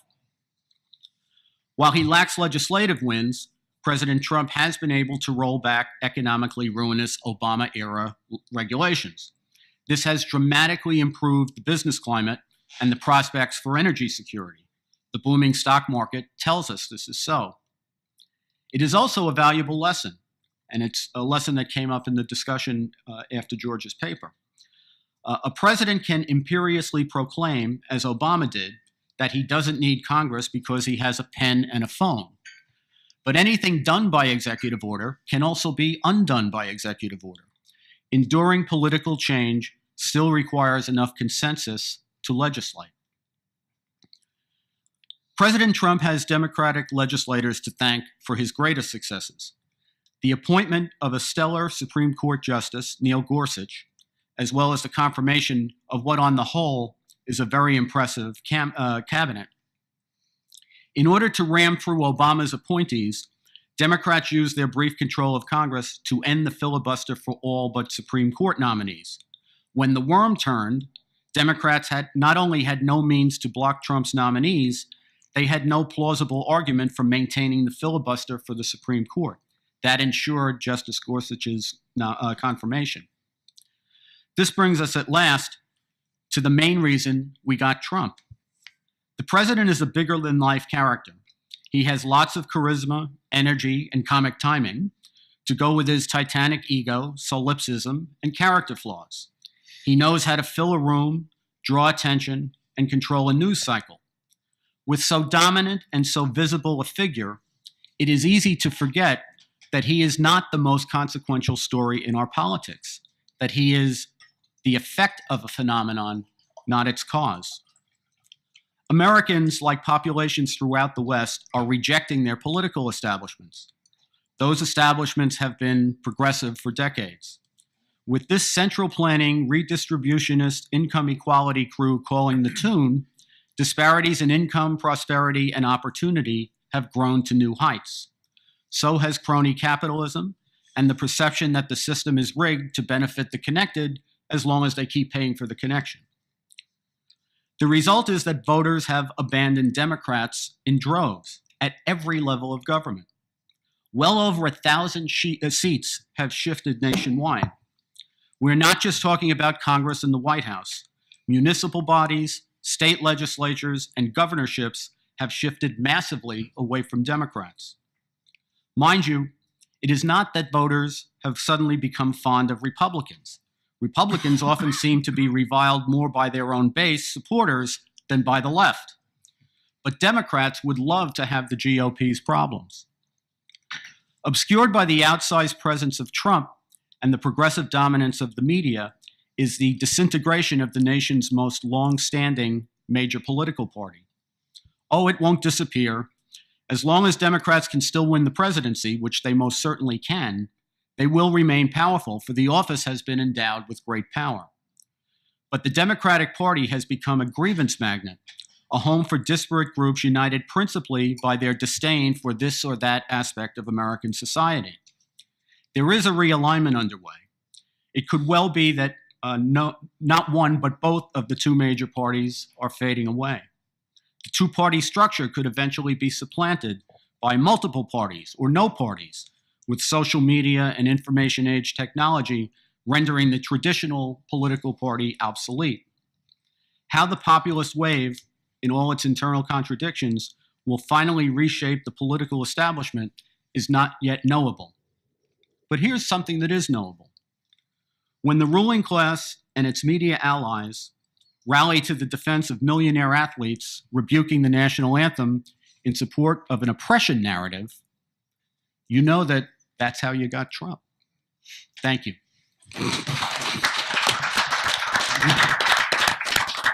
Thank you, Andy. I was wondering how we got Trump. So, Jim, you have a question? I think Andy kind of answered this, but I think it was it Socrates who, when asked, "How's your wife?" said, "Compared to what?" So when I was asked last year, a lot of us were asked last year, "What do you think of Donald Trump?" We often said, "Compared to what?"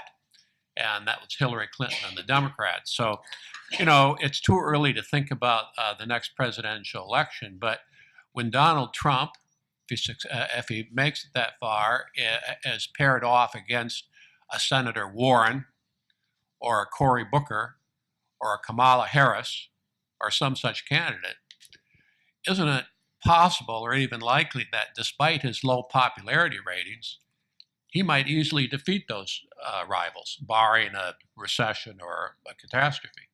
I think if he doesn't get the economic growth that they hope for, and there's positive signs in that direction, he won't easily beat anyone. I mean, if we think about it, the table was set up about as well as it could be set up for him this time. And the statistical improbability of winning after losing by the number that he lost by in the popular vote, and the fact that if I think 70 or 80,000 votes shifted in 3 different places, which is significantly less than 1% of the total vote, we wouldn't be talking about populism. We'd be talking about how a pillar of the political establishment comfortably won election. So I think he's got to have more than the Democrats, because as I said in the paper, I don't think there's a chance that kind of lightning strikes twice. But he's got a very good chance to be reelected if he governs effectively. I mean, if what people take away is not exhaustion over the constant rhetoric and hijinks that go on, and instead they think about the federal reaction to the tornado or to the hurricanes down in the South, which has been so stellar you haven't heard a word about it. You know, if they come away and they think that, you know, bottom line is this guy knows what he's doing. He's pro-American. The foreign policy may not be smoothly articulable, but we're a lot stronger overseas than we were during the Obama years. And they actually look at, the likes of Kamala Harris and her ilk. Yeah, I think he's got a very good chance to win. Yeah, I noticed second quarter growth was just adjusted Just upward over to 3.1%. That's enough. Yes, another factor, of course, running up to the next election will be whatever happens internationally. Clearly, American voters make their own decisions on terms of what's happening in America, but the skill or otherwise of the particular candidates confronting challenges in the Middle East or East Asia would, I think, be fairly significant. I mean, if you think about it, the likelihood 2020 for you is probably the American presidency is the key issue. If you were the North Korean state and you were looking at something to get some real publicity, try firing a missile over Tokyo into the Sea of Japan during the Olympic opening ceremony. And I think that the probability will be that the Americans might well gauge their potential leader, their president, by what they see as the advisability or resolve, quality or character that they can offer in confronting foreign challenges. Yeah, I mean, there really is a challenge in the case of North Korea. There's no two ways about it. I mean, you're not the principal challenge, incidentally, the one I'm surprised that hasn't been really discussed very much in the press. The principal challenge is not so much North Korea having its bomb and its missile delivery system. We know that. And the principal challenge is who it sells it to. The North Koreans are desperately short of money. There are no shortage of NGOs around the world like Hamas or Hezbollah who would be quite happy to buy this stuff. And so I think the real challenge is North Korea trying to sell this stuff and the United States as a sovereign state trying to stop another sovereign state doing so. And I wish good luck to the Americans, but they're probably going to have to be pretty robust.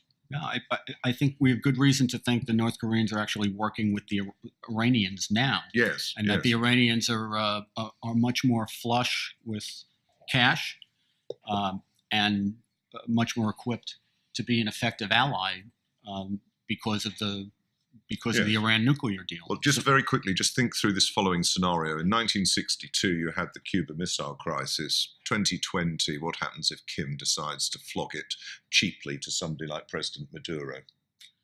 In other words, in what is recognizably American, near America. And I put it to you that that would become the decisive episode in an electoral cycle, how you just choose to respond to that. A lot will matter in terms of whether Americans feel like if there is a real threat environment, which increasingly, of course, there is, whether they feel more comfortable with somebody like Trump as opposed to somebody more like Obama in charge. And I think a lot of people will remember that the reason this threat environment got to the stage that it's at is largely because of the way Obama either so passively managed it. But the other thing I always am fearful of in the foreign policy realm, and this is why I'm glad, Jeremy, that you brought it up, is that they are the most, in addition to being the most defining challenges for an administration, they're the most unpredictable ones. I had the good fortune to be working at the Pentagon briefly around the time after 9/11. And I was struck by the fact that President Bush had run as the anti-nation building candidate. And when we were at the Pentagon, they do a quadrennial review that actually was completed the week before 9/11, in which they were trying to move to a lighter, faster, quick strike military, and saying that the days of having huge conventional forces were behind us. We just had to move on. And then 9/11 happened, and suddenly we're in this extravagant nation building exercise where you need a heavy footprint. So the lesson from all of that, I think, is that these are the hardest things to predict, and that the idea that we always plan for the challenge that we think we have in front of us and the one that we've just wrestled with. But what ends up happening is the unpredictable and the unknown, and that is obviously the biggest problem. George? Yes, Andy, thank you for your fine paper. One thing that occurred to me listening to it is that one of the scenarios here, I would call it a tragic possibility, is that Trump will give his base words, as he did during the campaign, but the deeds of the administration, as you pointed out, do not always match the words in terms of immigration, DACA, and healthcare and other things. This raises the question, how much does Trump believe in Trumpism? And do you see any signs that he is, as they would say, and I use this neutrally, growing in office? Is he learning from his experience in a way that would lead us to have more hope that a constructive, accomplished set of accomplishments will occur? Or is the base going to be revved up with rallies and fighting words and sensationalism, bombast, as I think somebody put it, and meanwhile we have a kind of a continuity of policy with a good deal of what was already in place when he came into office? Well, George, I think just the fact that we have to ask how much of a believer Trump is in Trumpism underscores how it really is a phenomenon unto itself. And though I've always thought he really is the effect of it, not the cause of it. And it does have a life independent of him. In fact, from where I sit, I think the phenomenon has more to do with the Tea Party roots than it does with Trump. I think Trump, in a way, masterfully managed to attack himself to the grievances of a movement that already existed against the elites, the ruling elites in Washington. I think he's much more an orchestrator of it than he is a producer of the movement. How much does he believe in it? I think there are things that he does believe in. I think that Trump really does love the country. And I think he's a big believer in law enforcement and a strong military. I don't think that that's just posturing. I think he actually does believe that. And I think he's sometimes it's more important what his instincts are than what his beliefs are. And that's frankly because he hasn't studied up on a number of things. But the one I've been most frustrated, to give a concrete example, is radical Islamic terrorism, which he said again and again during the campaign. We can't be afraid to say radical Islamic terrorism, and that's the enemy. And I wanted to give him credit, which I did, for being willing to say that, especially when his opposition wasn't. But it did raise the question of what was his understanding of what radical Islamic terrorism is, and how informed was his view that you have to be able to invoke it in order to combat it effectively. And I think what we've since found is that he really hadn't thought about it much. It was a good line in the campaign. As you've seen over time, the mentions of radical Islamic terrorism have become fewer and fewer. They've actually almost dropped out of sight. There was nothing about it, for example, in the UN speech. He has joined forces with or allied with the Saudi side of the Sunni Shiite divide in a way that Obama seemed to be weighing down on the scales of the Shiite side. But I don't think that the underlying principles of Islamic fundamentalism are affecting his thinking one way or the other. And maybe this is the way it should be gone about. It's his sense of what America's interests are in the region, and he doesn't want to get involved in the granular level of radical Islam. But then by not doing that, he's ill-equipped to deal with the real problem that we have in our security environment domestically, which is not just the infiltration of trained jihadists into the country with, sneaking their way in with these immigrant and refugee populations. The real challenge we have, and you need only look at Europe to see it, is if you have uncontrolled or mass immigration of anti-assimilationist populations, you create enclaves throughout your own country where there's a parallel system of law and culture, and that becomes the support system in which you get terrorism, incitement, recruitment, fundraising, and the like. So what I'm much more worried about is the 14-year-old kid who's going to become a jihadist 5 years from now than I am, not to say this is not a concern, the 21-year-old who's already a trained jihadist who manages to sneak in with a refugee population. And that is what I think you miss if you just you throw out terms like radical Islamic terrorism as rhetoric and you don't study what it is that we're actually confronting. Thank you. Chris? Yeah, Andy, you asked the question, how did we get Trump?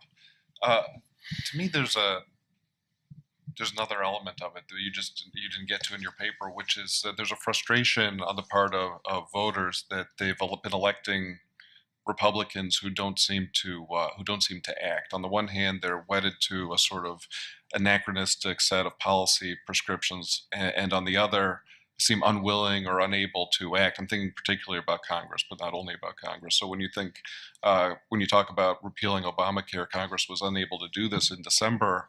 Paul Ryan was out on some of the news shows saying, we might have a bill on the desk, on the president's desk on January 20th.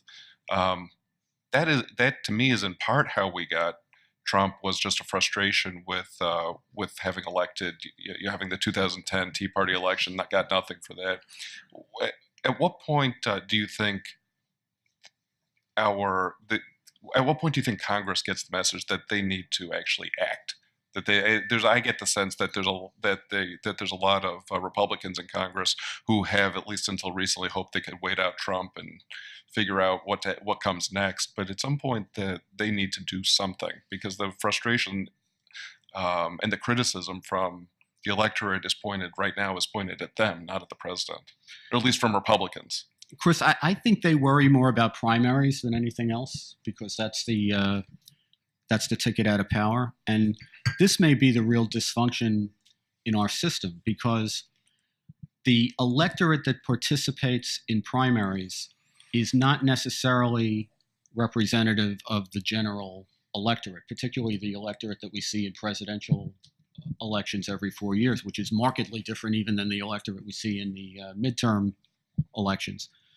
It's in primaries and in the midterms where the real activist movements have the most bang for their buck, and they can usually push a candidate who would not be acceptable broad-based to the country. And I guess the fear I have that I think the Republicans are would you say spineless invertebrates? Yeah, that was good.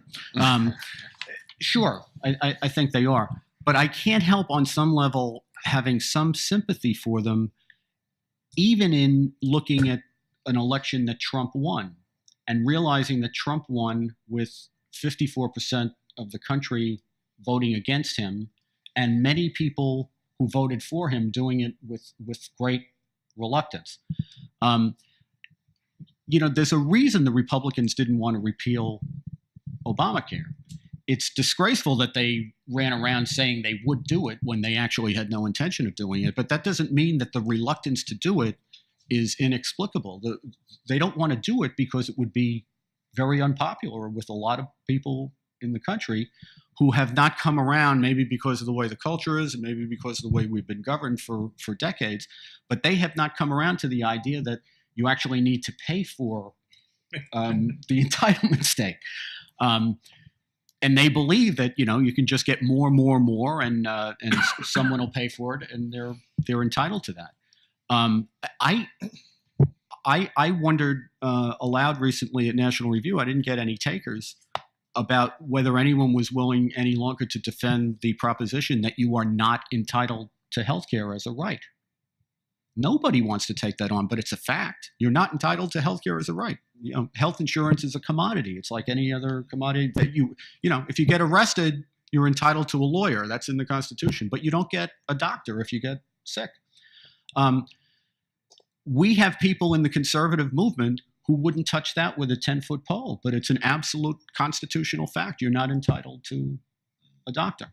So, I think Republicans who are in the professional business of politics and who look at what it takes to get elected are much more hesitant to act on the positions that they so cavalierly take on the campaign trail, and that's one of them. And one of the things we need to worry about is we don't want to see happen to the Republican Party, I think, what has happened to the Democratic Party, which is that precisely this dynamic difference between the electorate in the primaries and the electorate in the general election has pulled the Democrats dramatically to the left, to the point where there are no, there's no Scoop Jackson Democrats anymore. I know this because I talked to Jim Woolsey, the former CIA director, and he told me he was the last one, and he's pretty much retired out of it. So I think it would be a very bad thing for the country if one side got pulled.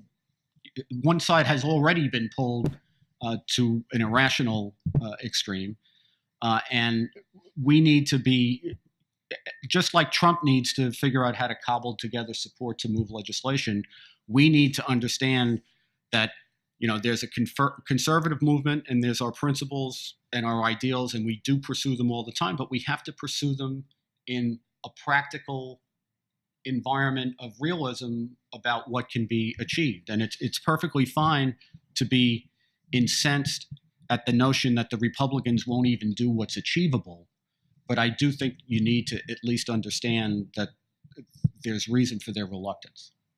So in other words, prudence means being willing to rise above principle. Precisely. I just wanted to touch on the suggestion that's arisen that perhaps Trump doesn't keep his promises because of the polls. And I like the thought that what will really matter is the economy, and all these promises won't matter. I just want to repeat something that I heard during the election when so many of my liberal friends said, "Did you hear what he said? It's so extravagant. How could any sane person vote for him?" And the answer, I didn't invent this was on the web, that liberals take Trump literally but not seriously, and conservatives take him seriously but not literally. And so maybe there's a maturity amongst the electorate. Yeah, I think that's true. I also think, though, it really does go back to what Jim said earlier, and that is it makes a great deal of difference who the opposition is.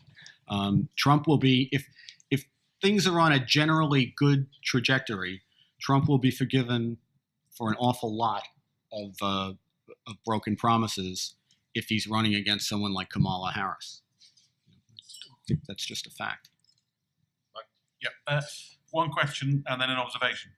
The question is, you said lots of the Trumpism sort of draws on the Tea Party. So it's mainly a sort of Tea Party phenomenon, and that should be seen as the origin. Isn't his sort of uniqueness fusing the Tea Party with trade protectionism?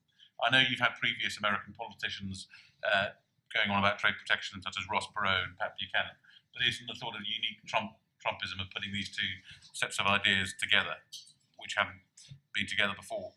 And secondly, just an observation on healthcare, which is if you look at UK experience, unless the US reforms the Obamacare very soon, I think there's very little chance that you'll be able to reform it at all. I mean, in Britain, any attempt to move away from healthcare, which is free at the point of delivery, paid through by tax, has not made any traction other than in very peripheral areas. Once and no politician, not even Margaret Thatcher, would countenance the opinion is it's political suicide to suggest that there should be an insurance-based system or a system where it isn't free at the point of delivery. So my point there would be that if you don't reform it quickly, you won't be reforming healthcare here for a very long time. The British system's lasted 70 years and there's no sign of any major changes still happening. On that point, I think there's a lot to be said for some of us were defenders of Ted Cruz. Was it back in 2013? I think it was 2013, when most of the political establishment was castigating him for the government shutdown, which they said would be that, the sky would fall. Of course, the government shutdown means that 85% of the government still churns along. So it's not much of a shutdown. But there were going to be terrible political consequences for it. And of course, there weren't. There was actually a landslide Republican win in the next cycle. But Cruz's point was, at that moment, Obamacare was going to go from a design to something that was actually being implemented, and that its tentacles were going to start to work its way through the system. And I think, one of the genius of Obama, no matter what you think of his politics, is his understanding that if you do massive legislation, if you manage to get that enacted, and even if you don't do legislation, if you do big deals where you're the president and you're in control of how things get implemented over a period of time, what you can do is change the facts on the ground to such a great extent that it becomes politically impossible for your successor to reverse them, even if it's theoretically legally possible.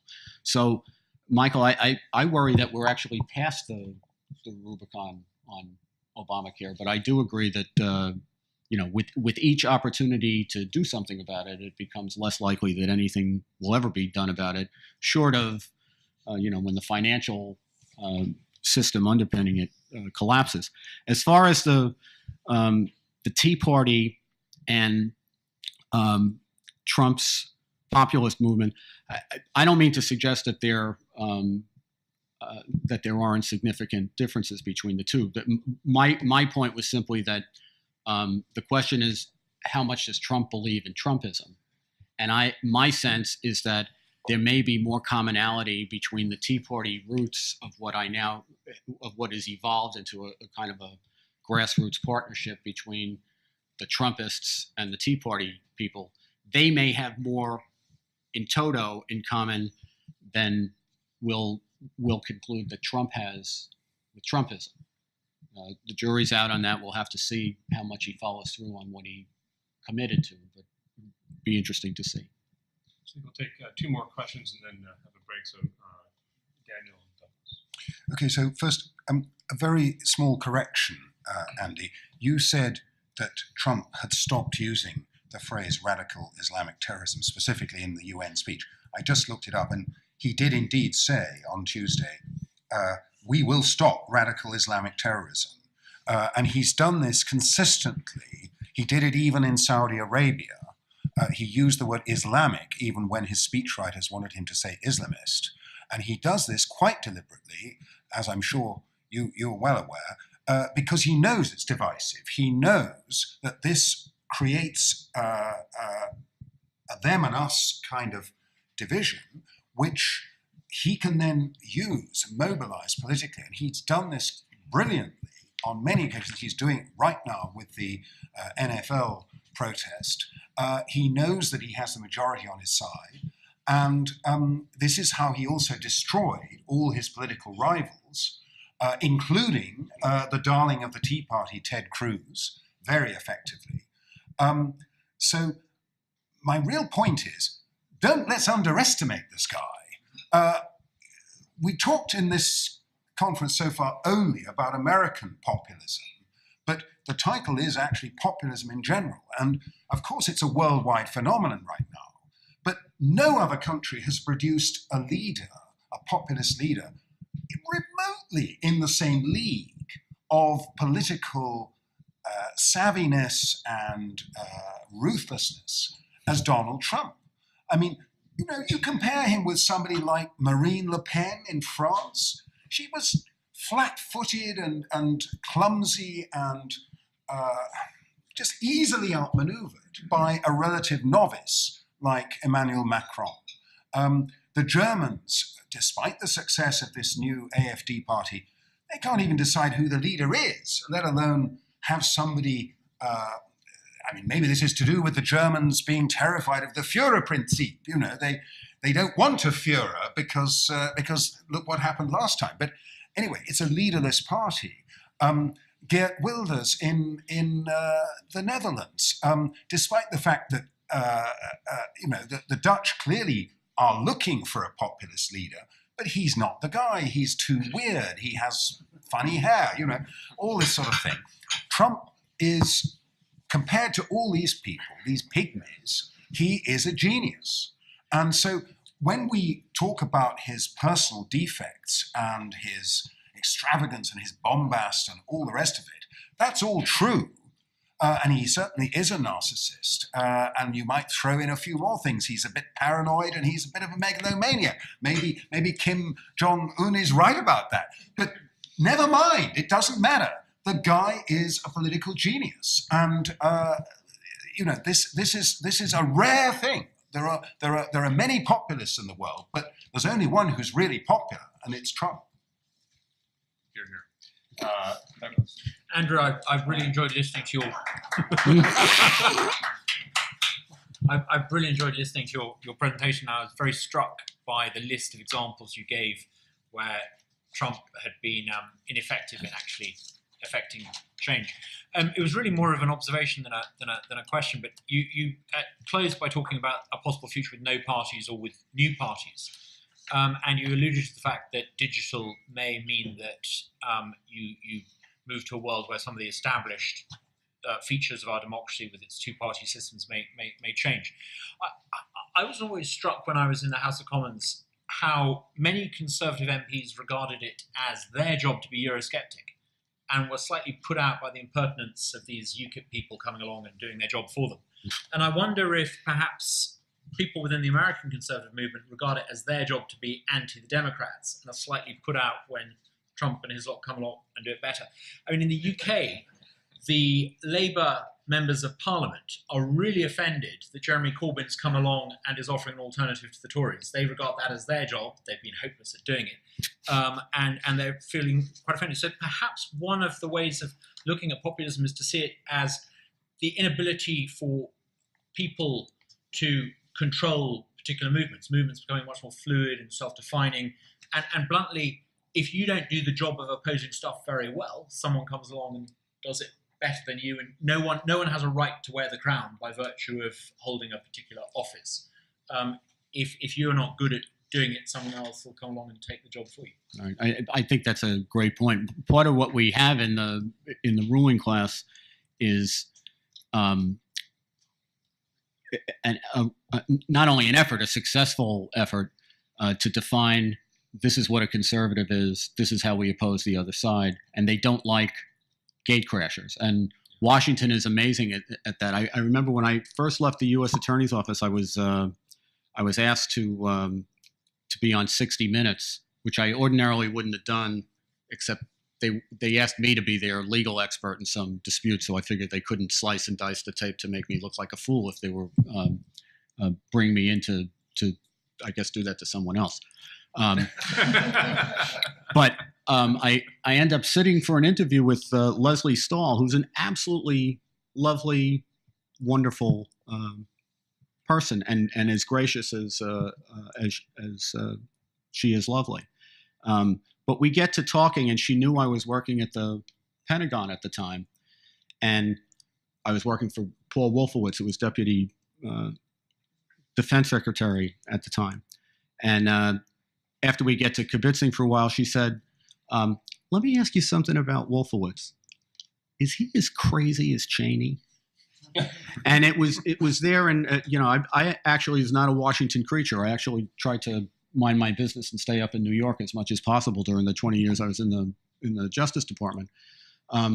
But in just one question, what she hammered over my head was, we're not even going to discuss whether Cheney is crazy or not. That's a given. We have judicial notice. He's a nut. And then the only question is going to be, is this other guy who we don't know as well, on that side of the freaky deaky divide or the other one? And I do think there's an awful lot of that in Washington. There is the established way. These are the acceptable conservative positions you may take. This is the way we oppose the Democrats. And if you try to do it a different way, you're on the outs. Thank you, Roger. Delighted to be here again. Thank you. Delighted to be here with our British colleagues as well. Good to see them. Wish we could see them more than once a year. Sir John Harrington, poet and court aide to Elizabeth I, wrote, "Treason does never prosper. What's the reason? Why, if it does, none dare call it treason." Something similar might be said about modern-day populism. Populism never prospers. What's the reason? For if it does, none dare call it populism. Somewhat like treason, populism rarely succeeds, at least in modern constitutional systems, though when it does, the impulse tends to recede as it is absorbed into one or another of the mainstream parties. That, in any case, is the historical pattern. Whether or not it holds true in the future is open to question. In an age of hyper-democracy, when every party or candidate claims to represent the people, it's not obvious why populism should bear a mark of opprobrium, as threatening to established institutions or patterns of politics. After all, both democracy and populism are forms of popular rule. If democracy is good, then a purer, more direct form should be better. And there can be little doubt that populism, however defined, represents an unalloyed expression of popular feelings. Nevertheless, the view persists. Populism is a negative version of democracy. More than that, as many say, it is a threat to the liberal order itself. In the past, until relatively recent times, it was democracy that was viewed as the perverted form of popular rule, an organized version of mob rule leading to disorder and eventually to tyranny. That was the view of Plato and Aristotle, of Cicero and the Romans, of James Madison and the American founders, of Locke, Burke, Tocqueville, and others, all of whom judged republicanism to be the legitimate version of popular rule, and democracy the perverted version. Through a declension of terminology, republicanism has given way to democracy, and it seems democracy in turn to populism. Along the way, the deeper reasons behind these old-time distinctions have been lost. If we are all Democrats now, it's not so obvious why populism should be judged such a bad thing. In the last 2 years, the term populism has been thrown about in the US and Europe with greater frequency than at any time in recent memory. The vote in Great Britain last year to leave the European Union was deemed a populist revolt against the establishment. Though, just as an aside, I still regard that as something of an anomaly because referenda are not typical aspects of British politics. This was an unusual event, an up or down vote on a very large question, the kind of thing that is not typically brought before the British voters. In the U.S., both Donald Trump and Bernie Sanders were called populists, and in Trump's case, the label was proudly advertised. His victory in the election ensures that populism will not soon go away, either as a political movement or a topic of analysis. Insurgent populist parties have challenged established parties in both France and Germany in elections in 2017 with a fair amount of success. Geert Wilders leads a populist-type party in the Dutch House of Representatives, and Mr. Wilders collaborated with Marine Le Pen in France to form a multinational populist party in the European Parliament. Viktor Orban leads a populist party in Hungary. The list of so-called populist movements and populist leaders in the West could go on and will probably be added to in the years ahead. Donald Trump, however, is the only one to win high national office thus far. There is surprisingly little agreement among observers as to what these movements have in common, such that they all should march under the banner of populism. What is populism anyway? There seem to be as many definitions of it as there are movements around the world. To complicate matters, some smuggle political biases into their definitions as a means of discrediting the movement by definition. Some definitions are so broad as to fail to distinguish between populist movements and other democratic causes. This is true of the claim that populists appeal to the people against the establishment, a claim that is true with regard to populists, but also true in regard to many other movements as well. Macron in France, Obama in the United States, two leaders not generally thought to be populists, claim to represent the people against out-of-step establishments. This kind of language is in common use in electoral contests in the United States and to some degree elsewhere. The people versus the elite, the people versus the establishment, whatever, these are the common currency of debate and opposition in democratic politics. Populists use this terminology, but so do others. Other definitions are too narrow or wrong in regard to existing evidence. This is so with regard to claims that populists are bigots, racists, or xenophobes. While some undoubtedly are, survey evidence does not confirm such views characterize supporters as a whole or animate them into political action. The claim that populist movements are fueled by anger or frustration implies that voters and supporters are merely throwing a tantrum, which confirms their view that establishment figures making the claim are out of touch. Such definitions seem more designed to discredit populism than to understand it. There's also the common sense claim that populism is a movement that draws support from those who are down on their luck from an economic point of view. However, the actual evidence supporting this claim is surprisingly thin.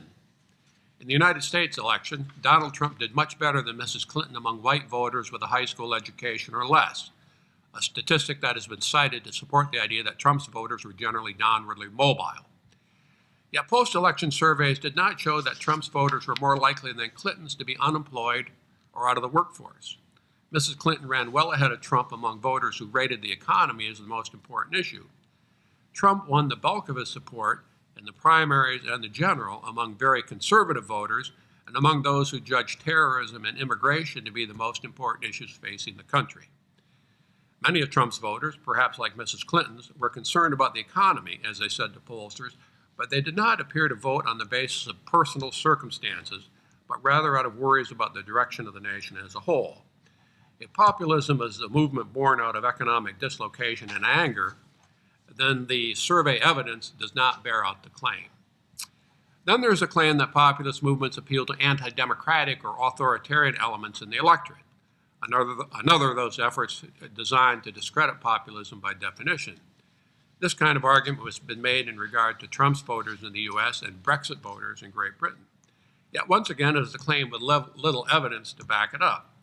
The Journal of Democracy published an article earlier this year demonstrating, on the basis of national surveys, that support for democratic institutions is declining in all Western democracies, including the U.S. and Great Britain.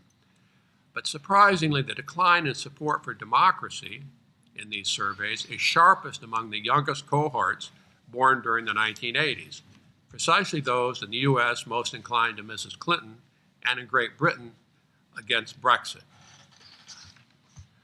Jan Werner Mueller, in a new book titled What is Populism, argues that the distinguishing feature of populist movements is their opposition to pluralism and diversity. This is so in his view because populist leaders claim to represent the people against various interests that divide the polity and render it incapable of accomplishing anything. Populist campaigns tend not to be coalitional in nature. Indeed, populists reject coalitional politics as a feature of pluralistic politics that divides the people. As he argues, populism is a moral claim, not a narrowly political or policy argument about which members of the public actually represents the polity. It is in this sense, he argues, that populism is a threat to democratic norms. Mueller makes a good case, but he ignores the fact that contemporary democracies, the U.S. especially, are awash in movements, mainly on the left, that seek to shut down pluralistic debate. It would be redundant to cite the many cases of progressives of one kind or another who have tried to shut down alternative views on college campuses or in the public square. Trump and Brexit voters, at least, have not tried to do anything like that. And few in any case are in positions where they have the power or the authority to suppress opposing views. It was, in fact, Trump in the election who attacked political correctness as one of his central campaign themes, and it was Mrs. Clinton who called Trump's supporters deplorables and questioned the legitimacy of their views, hardly an endorsement of pluralism. Trump and his voters, like those who voted for Brexit in Great Britain, seem to have been worried less about pluralism and more about a constellation of other issues: national identity, national sovereignty, and the feared consequences of unfettered immigration. There's also the fact that Trump's vote corresponded very closely with Mitt Romney's national vote and John McCain's vote in 2008, and with the vote of previous Republican candidates going all the way back to 1980. All three recent candidates claimed between 46 and 48% of the national vote, with a great deal of overlap among them. If Trump's voters were deplorables, then also were Romney's and McCain's, a claim that few have tried to make. Trump managed to consolidate the traditional Republican vote while adding to that a small share of the Democratic vote in a few northern states. A small but possibly decisive share of Trump voters had previously voted for Obama, a fact that discredits the claim that Trump won the election by appealing to racial anxieties.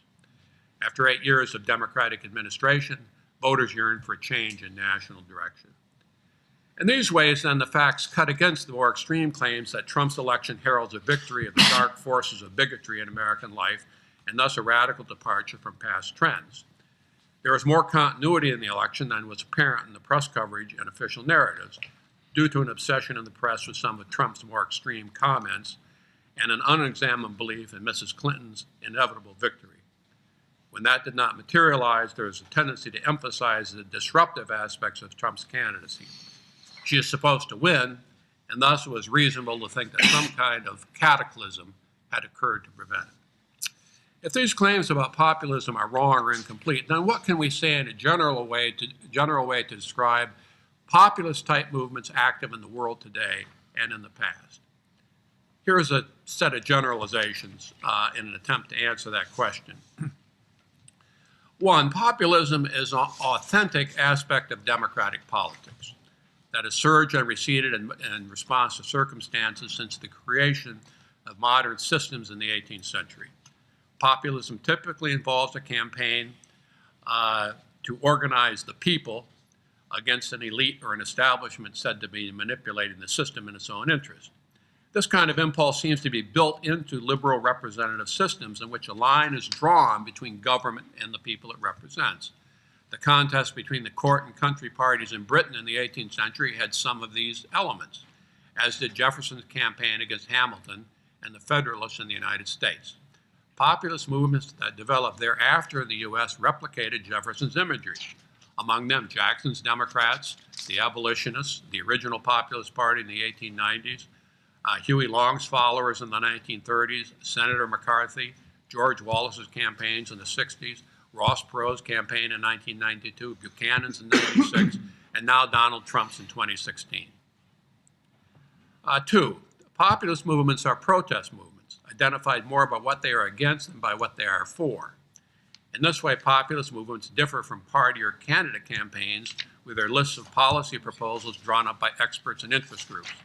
For the same reason, populist movements are built around identifiable leaders rather than around teams of politicians and policy experts.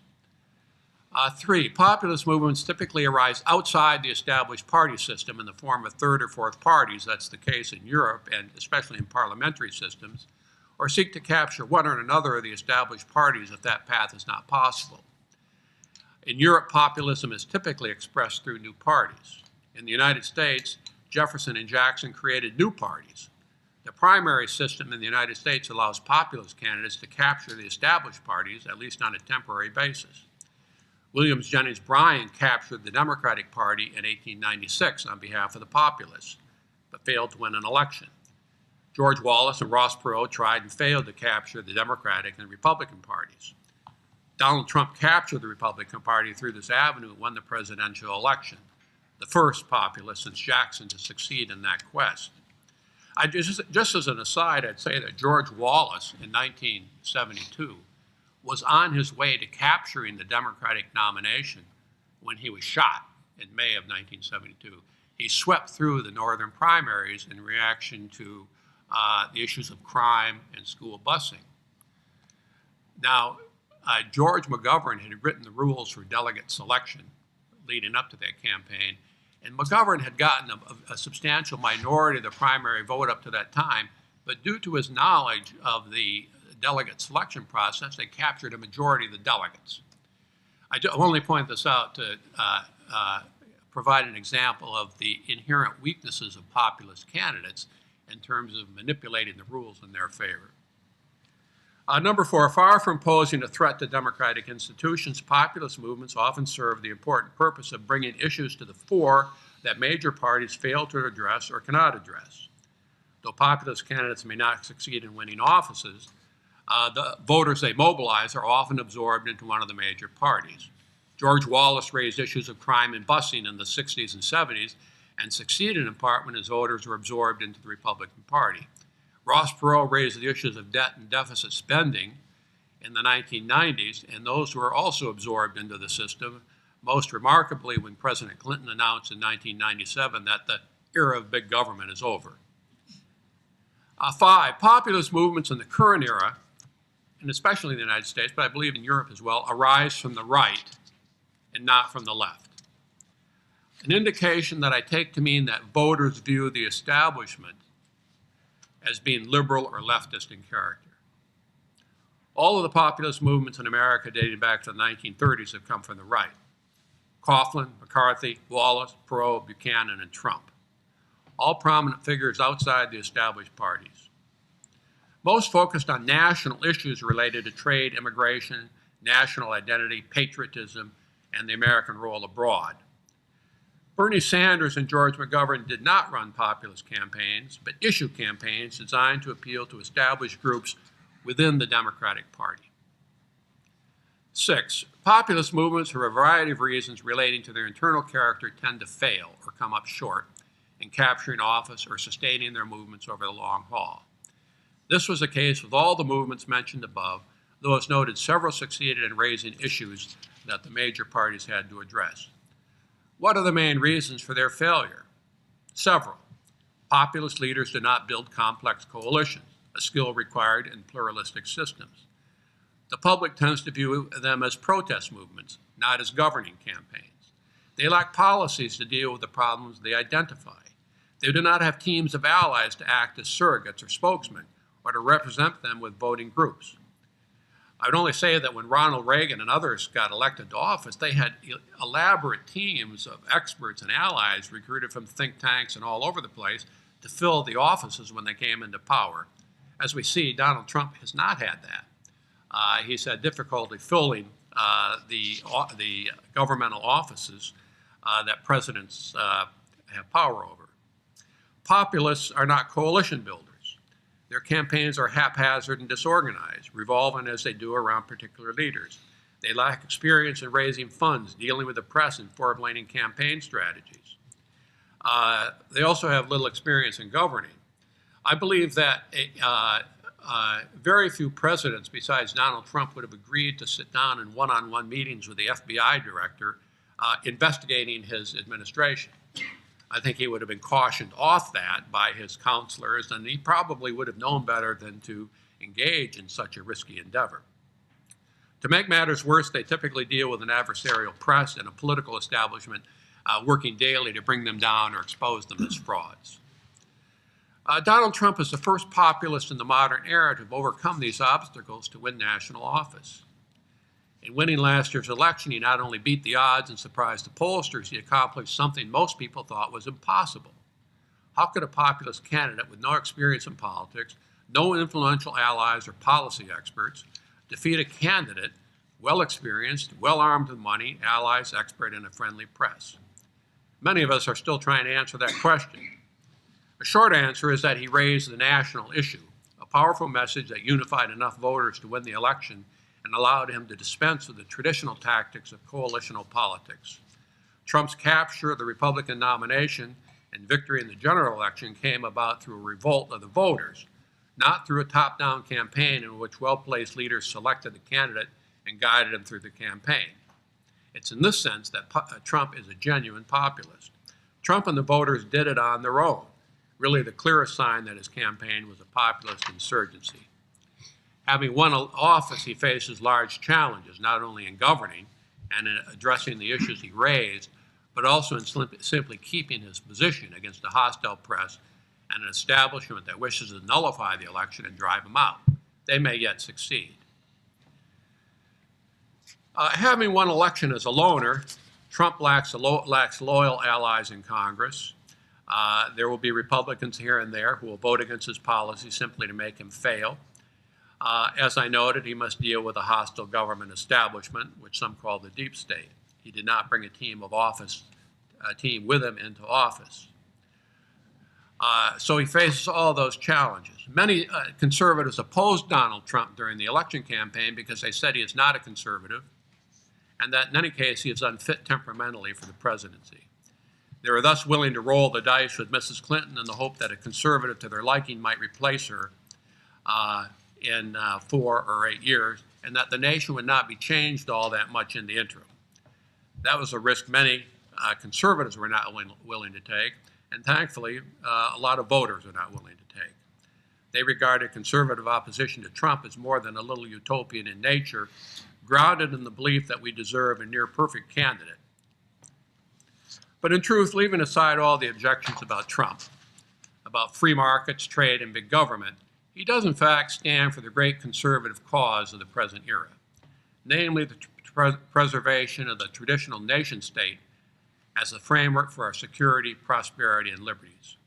Judging by the statements and actions of leading progressive figures, including Obama and Clinton, they envision some kind of universal state in America with open borders, multiple languages and cultures, citizenship open to anyone who can find a way here, and a military and economic system designed to protect human rights around the globe.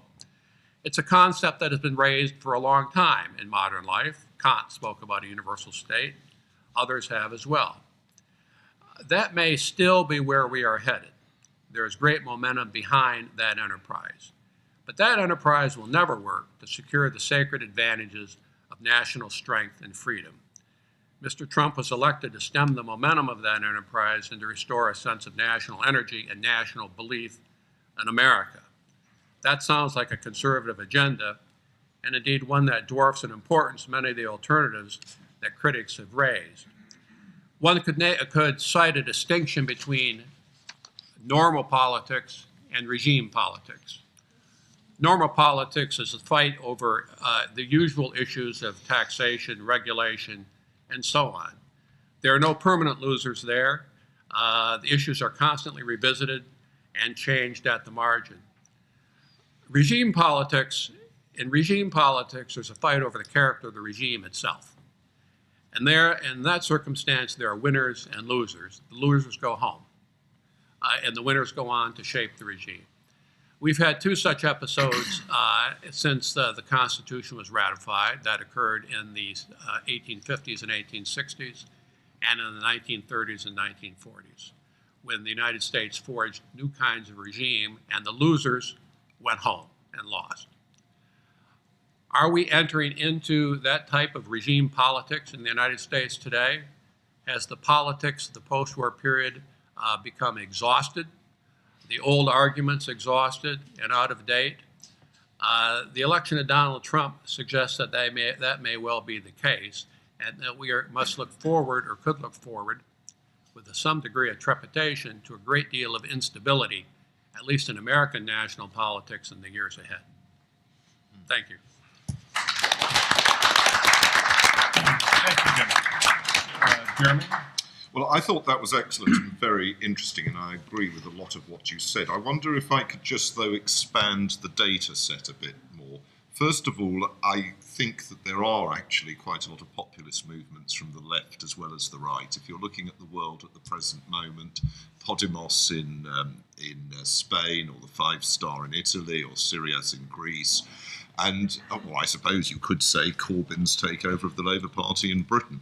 And I think we've got to avoid the way in which left-wing commentators have, as it were, treated populism as a pathology of the right. It's a much more general sort of tension, as you say. I think you say very well, within a democratic society.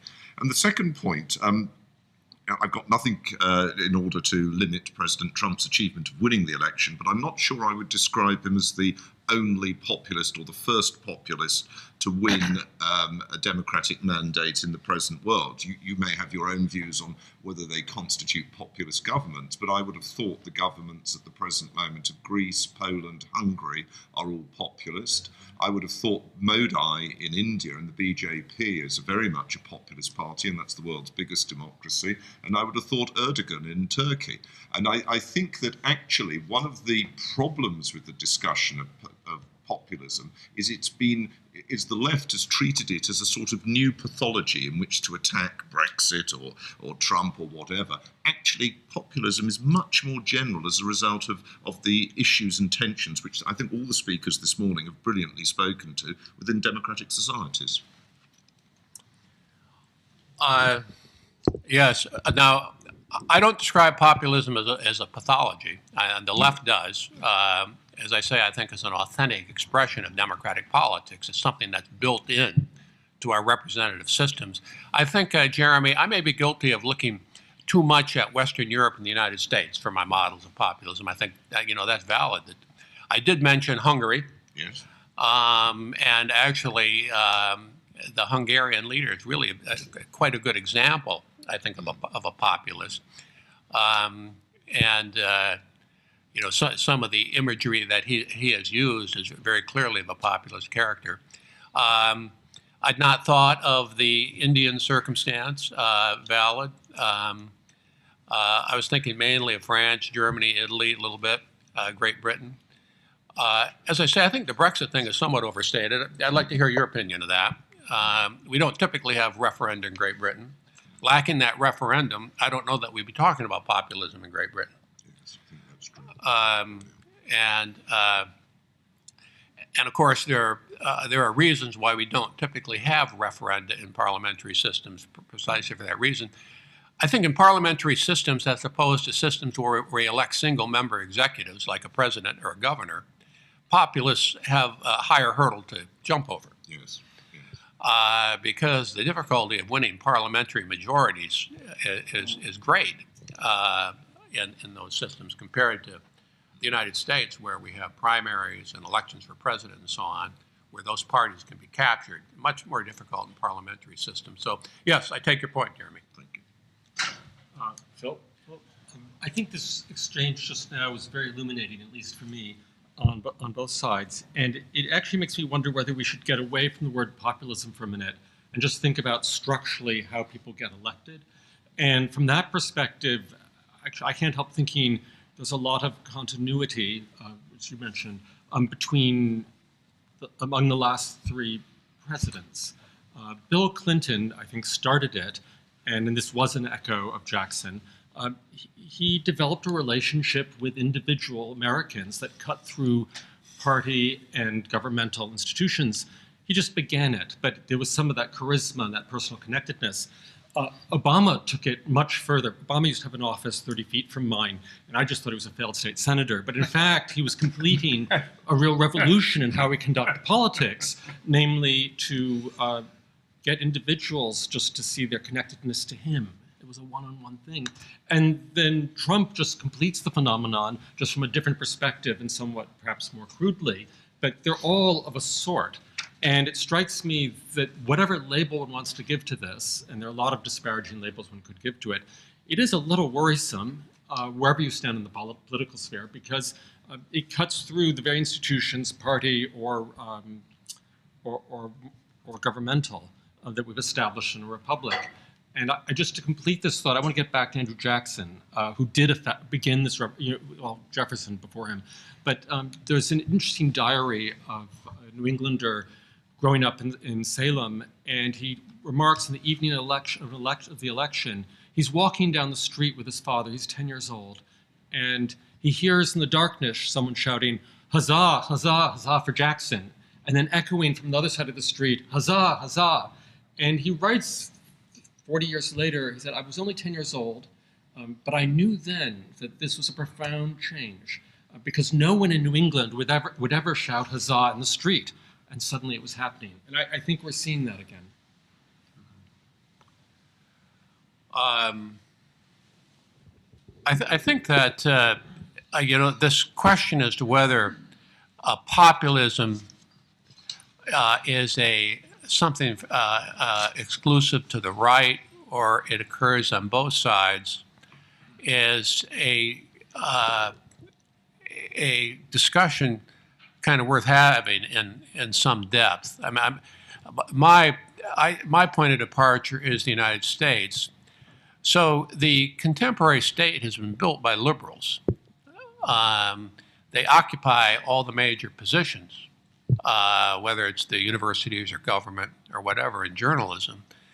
As a consequence of that array of power, it's somewhat natural in this system for the protest to rise from the right. Bernie Sanders did not use a lot of populist imagery. He did not talk about representing the people. He did attack the banks and so on. But that campaign seemed to be more of an issue type campaign, appealing to progressives in the Democratic Party. You know, Trump found new voters, mobilized them into the Republican Party, swept the primaries, and so on. So that all seemed to me to be quite different. I had a few other thoughts, but maybe they'll occur to me as we go on, Philip. Thank you. Yeah, just a few thoughts. Just wanted to underline your point about the difference between Western Europe and the US being, the party structures and the primary system. Most West European political parties would be very difficult to capture for an insurgent candidate because of how the electoral rules of the parties. So hence, populists tend to come from out of the party. Even the Labour Party point, where I think you can make a strong argument that Corbyn is the populist, that really only happened because of Labour's electoral rules got changed to solve a short-term political problem. And the MPs didn't properly understand the new electoral rules, so they cocked up, basically. They didn't understand the rules. So I think that's absolutely true. There's two other points. One is whether we can talk about populism in the UK separately from the referendum, and I agree with you. I think you probably can, because UKIP at the last election got 12% or 13% of the votes, which is pretty much exactly the same as the AfD got in Germany. Everyone now talks about populism in Germany, but different electoral systems means that the AfD ended up with 90 seats and UKIP ended up with 1. And then the last point really was, I think the one populism you've overlooked, and which is Western Europe, the most successful West European populist campaign is, it's not reassuring to Trump supporters, but it's Berlusconi's election in Italy, where you had a billionaire outsider, someone who portrayed himself as an outsider. He was a phony outsider, presenting himself as a man who'd reform Italy, and didn't, on a right-of-centre, right-wing platform, and didn't reform anything in his time of tenure. So not reassuring from an American perspective. I know. Jeremy, you have a comment on that? I certainly agree with you about Forza Italia. It didn't make the changes. I think you're absolutely right. I do think that one of the characteristics that of some of the countries we're looking at is party structures that developed in some countries in the late 20th century. One can think of Congress in India, the Labour Party in Israel, the established party, I can't remember what its name is, was in Japan, the Christian Democrats and the communists in Italy, the entire communist system in Eastern Europe. All of these systems became, whatever mandate they supposedly rested on, corrupt, and obviously corrupt to much of their public. And in a way, these political parties fell. They were destroyed. Some of them were completely overcome. And some of them were actually closed down, and the Christian Democrats in Italy, as an example, in '94. And the replacements were sometimes from the right, sometimes from the left, but the characteristic feature they all had was to argue, generally correctly, that the existing system was serving a political class. That was exactly the case. Now, the difficulty in the United States is that while that may be the case in individual municipalities or states, at the federal level, at the level of the whole system, it's very difficult to explain the process by which that can occur. You can understand the process through which that occurred in, say, Israel, where Netanyahu and his forebears, in Likud, brilliantly succeeded in discrediting Labour, and the Labour system was corrupt. It's very difficult to see how that process is supposed to occur in the United States. Yeah, I think it would have to occur over a sequence of elections, as the influence of, say, a Trump or whomever filters down into Senate elections, House elections, and you reanimate, reorganize, and redefine the parties. I think that's how it happens in America. We've only had a couple of circumstances where new parties were formed in America. Jefferson invented a party. And Lincoln more or less invented a party, but we've pretty much been stuck with that structure. One of the things that I wonder is all this turmoil emblematic of the fact that the post-war order is winding down and disintegrating? I guess it started with the collapse of the Soviet Union. And, a lot of our political structures were kind of built around the Cold War. So we're now 70 years on into the post-war order, more than that now, a lifetime really. When things are in place for a long time, people tend to think that they're perpetual or natural, but in fact they're not. So, one question I would ask is whether all these things that are happening across the West represent an effort now to reorganize our politics on somewhat different lines after the great restructuring that occurred in the post-war period. George? This reference, first a couple of minor points. This reference to Italy reminds me of a joke I heard about Trump last year. It was that the pessimists thought that he would be a Mussolini, and the optimists thought he would be a Berlusconi. On Bernie Sanders, I think I would have to disagree a little bit, Jim. It seemed to me that Bernie Sanders, with his talk of the millionaires and billionaires, was invoking a kind of populist theme. But the difference between the left-wing populists, and this may be true elsewhere as well as the United States, and the right-wing populists, is that they have different elites that they aim at, as I mentioned in my paper. How you define the political class, is it the class of the administrative state, left-wing types who want to impose political correctness, or is it a class supposedly in Wall Street that is trying to rip off the people and enrich itself? So that might be a way of trying to make a distinction and recognize the point that Jeremy Black made, that there is left-wing populism as well as right-wing populism in the world. My quick question is, I'm interested in your distinction between normal politics and regime politics, and if I understood you correctly, we had regime politics in the 1860s, definitely, and to some degree in the 30s and 40s. As we enter a period of regime politics, what is the appropriate conservative response? Do we fight that regime politics in those terms with a winner and a loser, even at the risk of considerable disruption, even violence, or do we take steps, and if so, what steps, toward avoiding the descent of normal politics into regime politics? A very good question. So, I didn't elaborate very much on this idea of regime politics versus normal politics. And I need to think about that a little bit more. Now, most of the things that we've spoken about today, I would describe as normal politics. What's the tax policy? Is he going to build a wall? What are we going to do with health care? What are we going to do with that treaty with Iran and so on? These are all kind of negotiable issues in politics. And this is the standard kind of thing that we engage in our politics. It would not be possible to have regime-type politics on a continual basis. Typically what happens, and it happens very rarely, is that there is a crisis of the regime that has to be resolved before we can go forward. And typically this is a choice has to be made between one of two paths. And it's not possible to accommodate both. And as a consequence of that, those who lose have to go home. Not only do they go home, they're destroyed. And they no longer exist, more or less.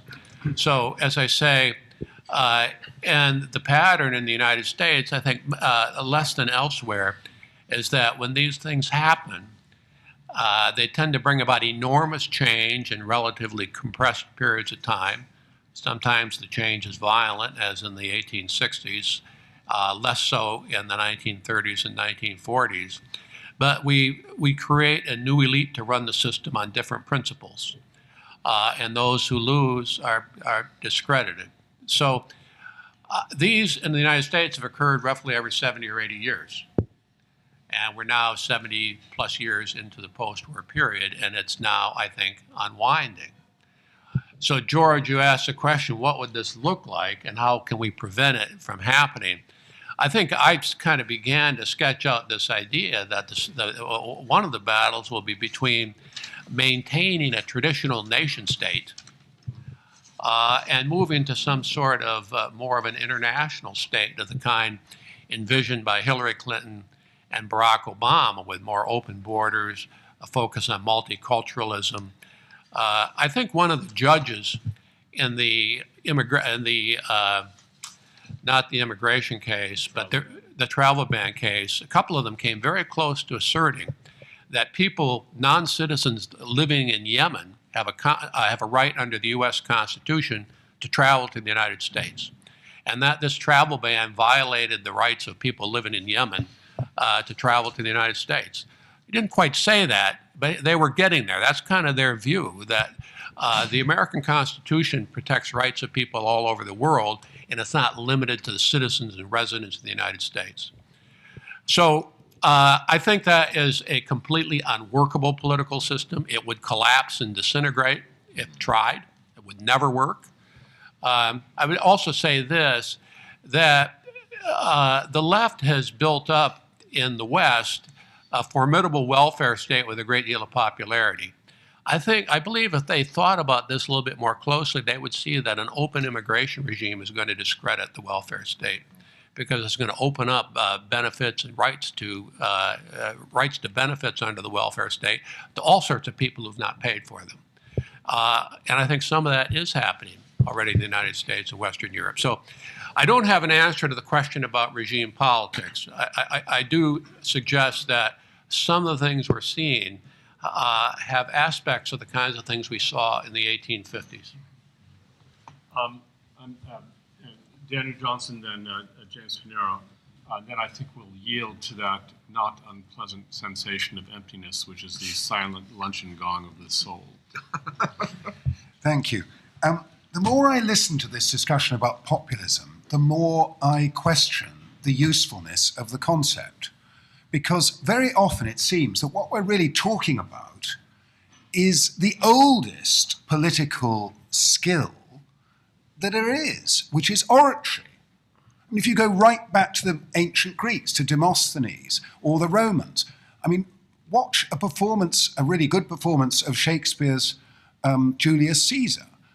You see the power of oratory. And very often what political scientists and pundits and so on like to call populism is simply using a new means of reaching a wider and wider audience and then persuading them. James mentioned the 1850s. Well, what was distinctive about Abraham Lincoln was that he was a very great orator. It wasn't that he was a populist. About the same time, a few years later, in England, William Gladstone had completely unprecedented audiences, tens of thousands of people. He fought a modern election campaign, traveling around the country, the Midlothian campaign, completely transformed politics. But was he a populist? I mean, this is a great sort of Oxford classicist and incidentally a very wealthy Liverpool merchant too. And then if we take it on to the 20th century, I mean, what was distinctive about the 1930s, FDR? It was the fireside chat. It was the ability to use radio to reach the entire nation, which no one had been able to do before, for better or worse. Of course, Hitler was very good at this too. But then think of Churchill, from a ducal family, not exactly a man of the people, but he used radio better than anyone had done before to rally the British in 1940. Was he a populist? Well, he didn't actually win the election in 1945. He lost it by a landslide. So no, he wasn't a populist. But was he a genius at mobilizing popular sentiment? Yes, of course, Churchill was second to none. And this goes on right up to the present day. What is distinctive about Donald Trump? Well, he's a reality TV star. He understands how to use television in a way that no one has ever done before. And the reason he won the Republican nomination, and I think to some extent also the eventual election, was that he simply trounced the opposition in those TV debates. He was just streets ahead of them. He understood how to connect to ordinary voters in a way that no one else did. But does that make him a populist, or does it just make him a very brilliant orator of a particular kind? I don't know. But I ask the question, what does this concept populism really add to the discussion? Excellent question, Daniel. I tried to address it a little bit. I agree, it's very slippery, and it's a term that's used to often to discredit people or groups that one side doesn't like. Certainly the left has used that, thrown that term about. Professor Pocock at the University of Cambridge has used the imagery of the court and country struggle in Great Britain in the 18th century as a kind of a model for these sorts of struggles all the way through the democratic and representative period. The insiders versus the outsiders, those trying to manipulate the system from the inside versus those on the outside, and so on. So Jefferson drew on this imagery, Jackson drew on this imagery, others have as well. So I think one could make the point that this idea of populism is really built into our representative systems and is nothing novel or different. It's expressed in different ways.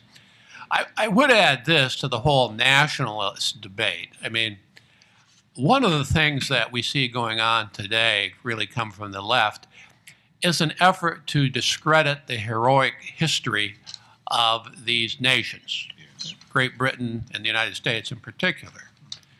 So in the United States, we look at our history and say it's a heroic history. We came, settled the continent. We won a revolution. We wrote a constitution. We then moved ahead and settled the frontier. Then we won these wars in the 20th century. We expanded our democracy and our welfare state. It's a heroic past. But the left says, no, it's not. It's a history of racism. We despoiled the environment. We oppressed minorities, the Indians, slaves, et cetera, et cetera. It's not. There's nothing heroic about the entire enterprise. So this is one of the ways in which the whole idea of a nation state tends to be undermined. Can we go forward, either in the United States or Great Britain or any place else, without a kind of a common history that has some heroic elements? I'm not sure if that's the case. That's one of the things that's being fought against now. I mean, in Great Britain, Churchill drew on all these ideas in the war to rally the British people.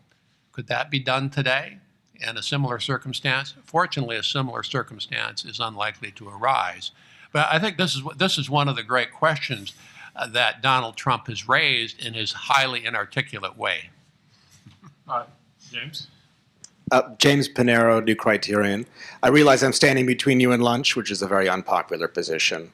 I'd like to point out that this SAU conference is the first that we are live streaming, so there are actually many more people in the virtual room with us today. And one of them points out that in this discussion of populism, it is in fact Hillary Clinton who won the popular vote. So my question concerns, what is the connection between populism and popularity? And this goes also to George's point about Trump's unpopularity ratings. Can we have a broadly popular populism, or does in fact populism thrive in a minority position? Yeah, good question. But of course, you know, historically populist movements have not been popular, quote unquote, in the sense that they rarely win office. I think the definition that I tentatively struggled with was the idea populist imagery, the people versus the establishment, running from outside the establishments, insurgencies. So you don't have endorsements from party leaders. You don't have teams of experts. You do this more or less on your own, focused around a particular leader. A protest being more against something than for something, with the details not worked out. I mean, I could mention other things, but the characteristic of populism is not that it's broadly popular or that it wins, but it has a certain kind of structure in its appeal within a democratic polity.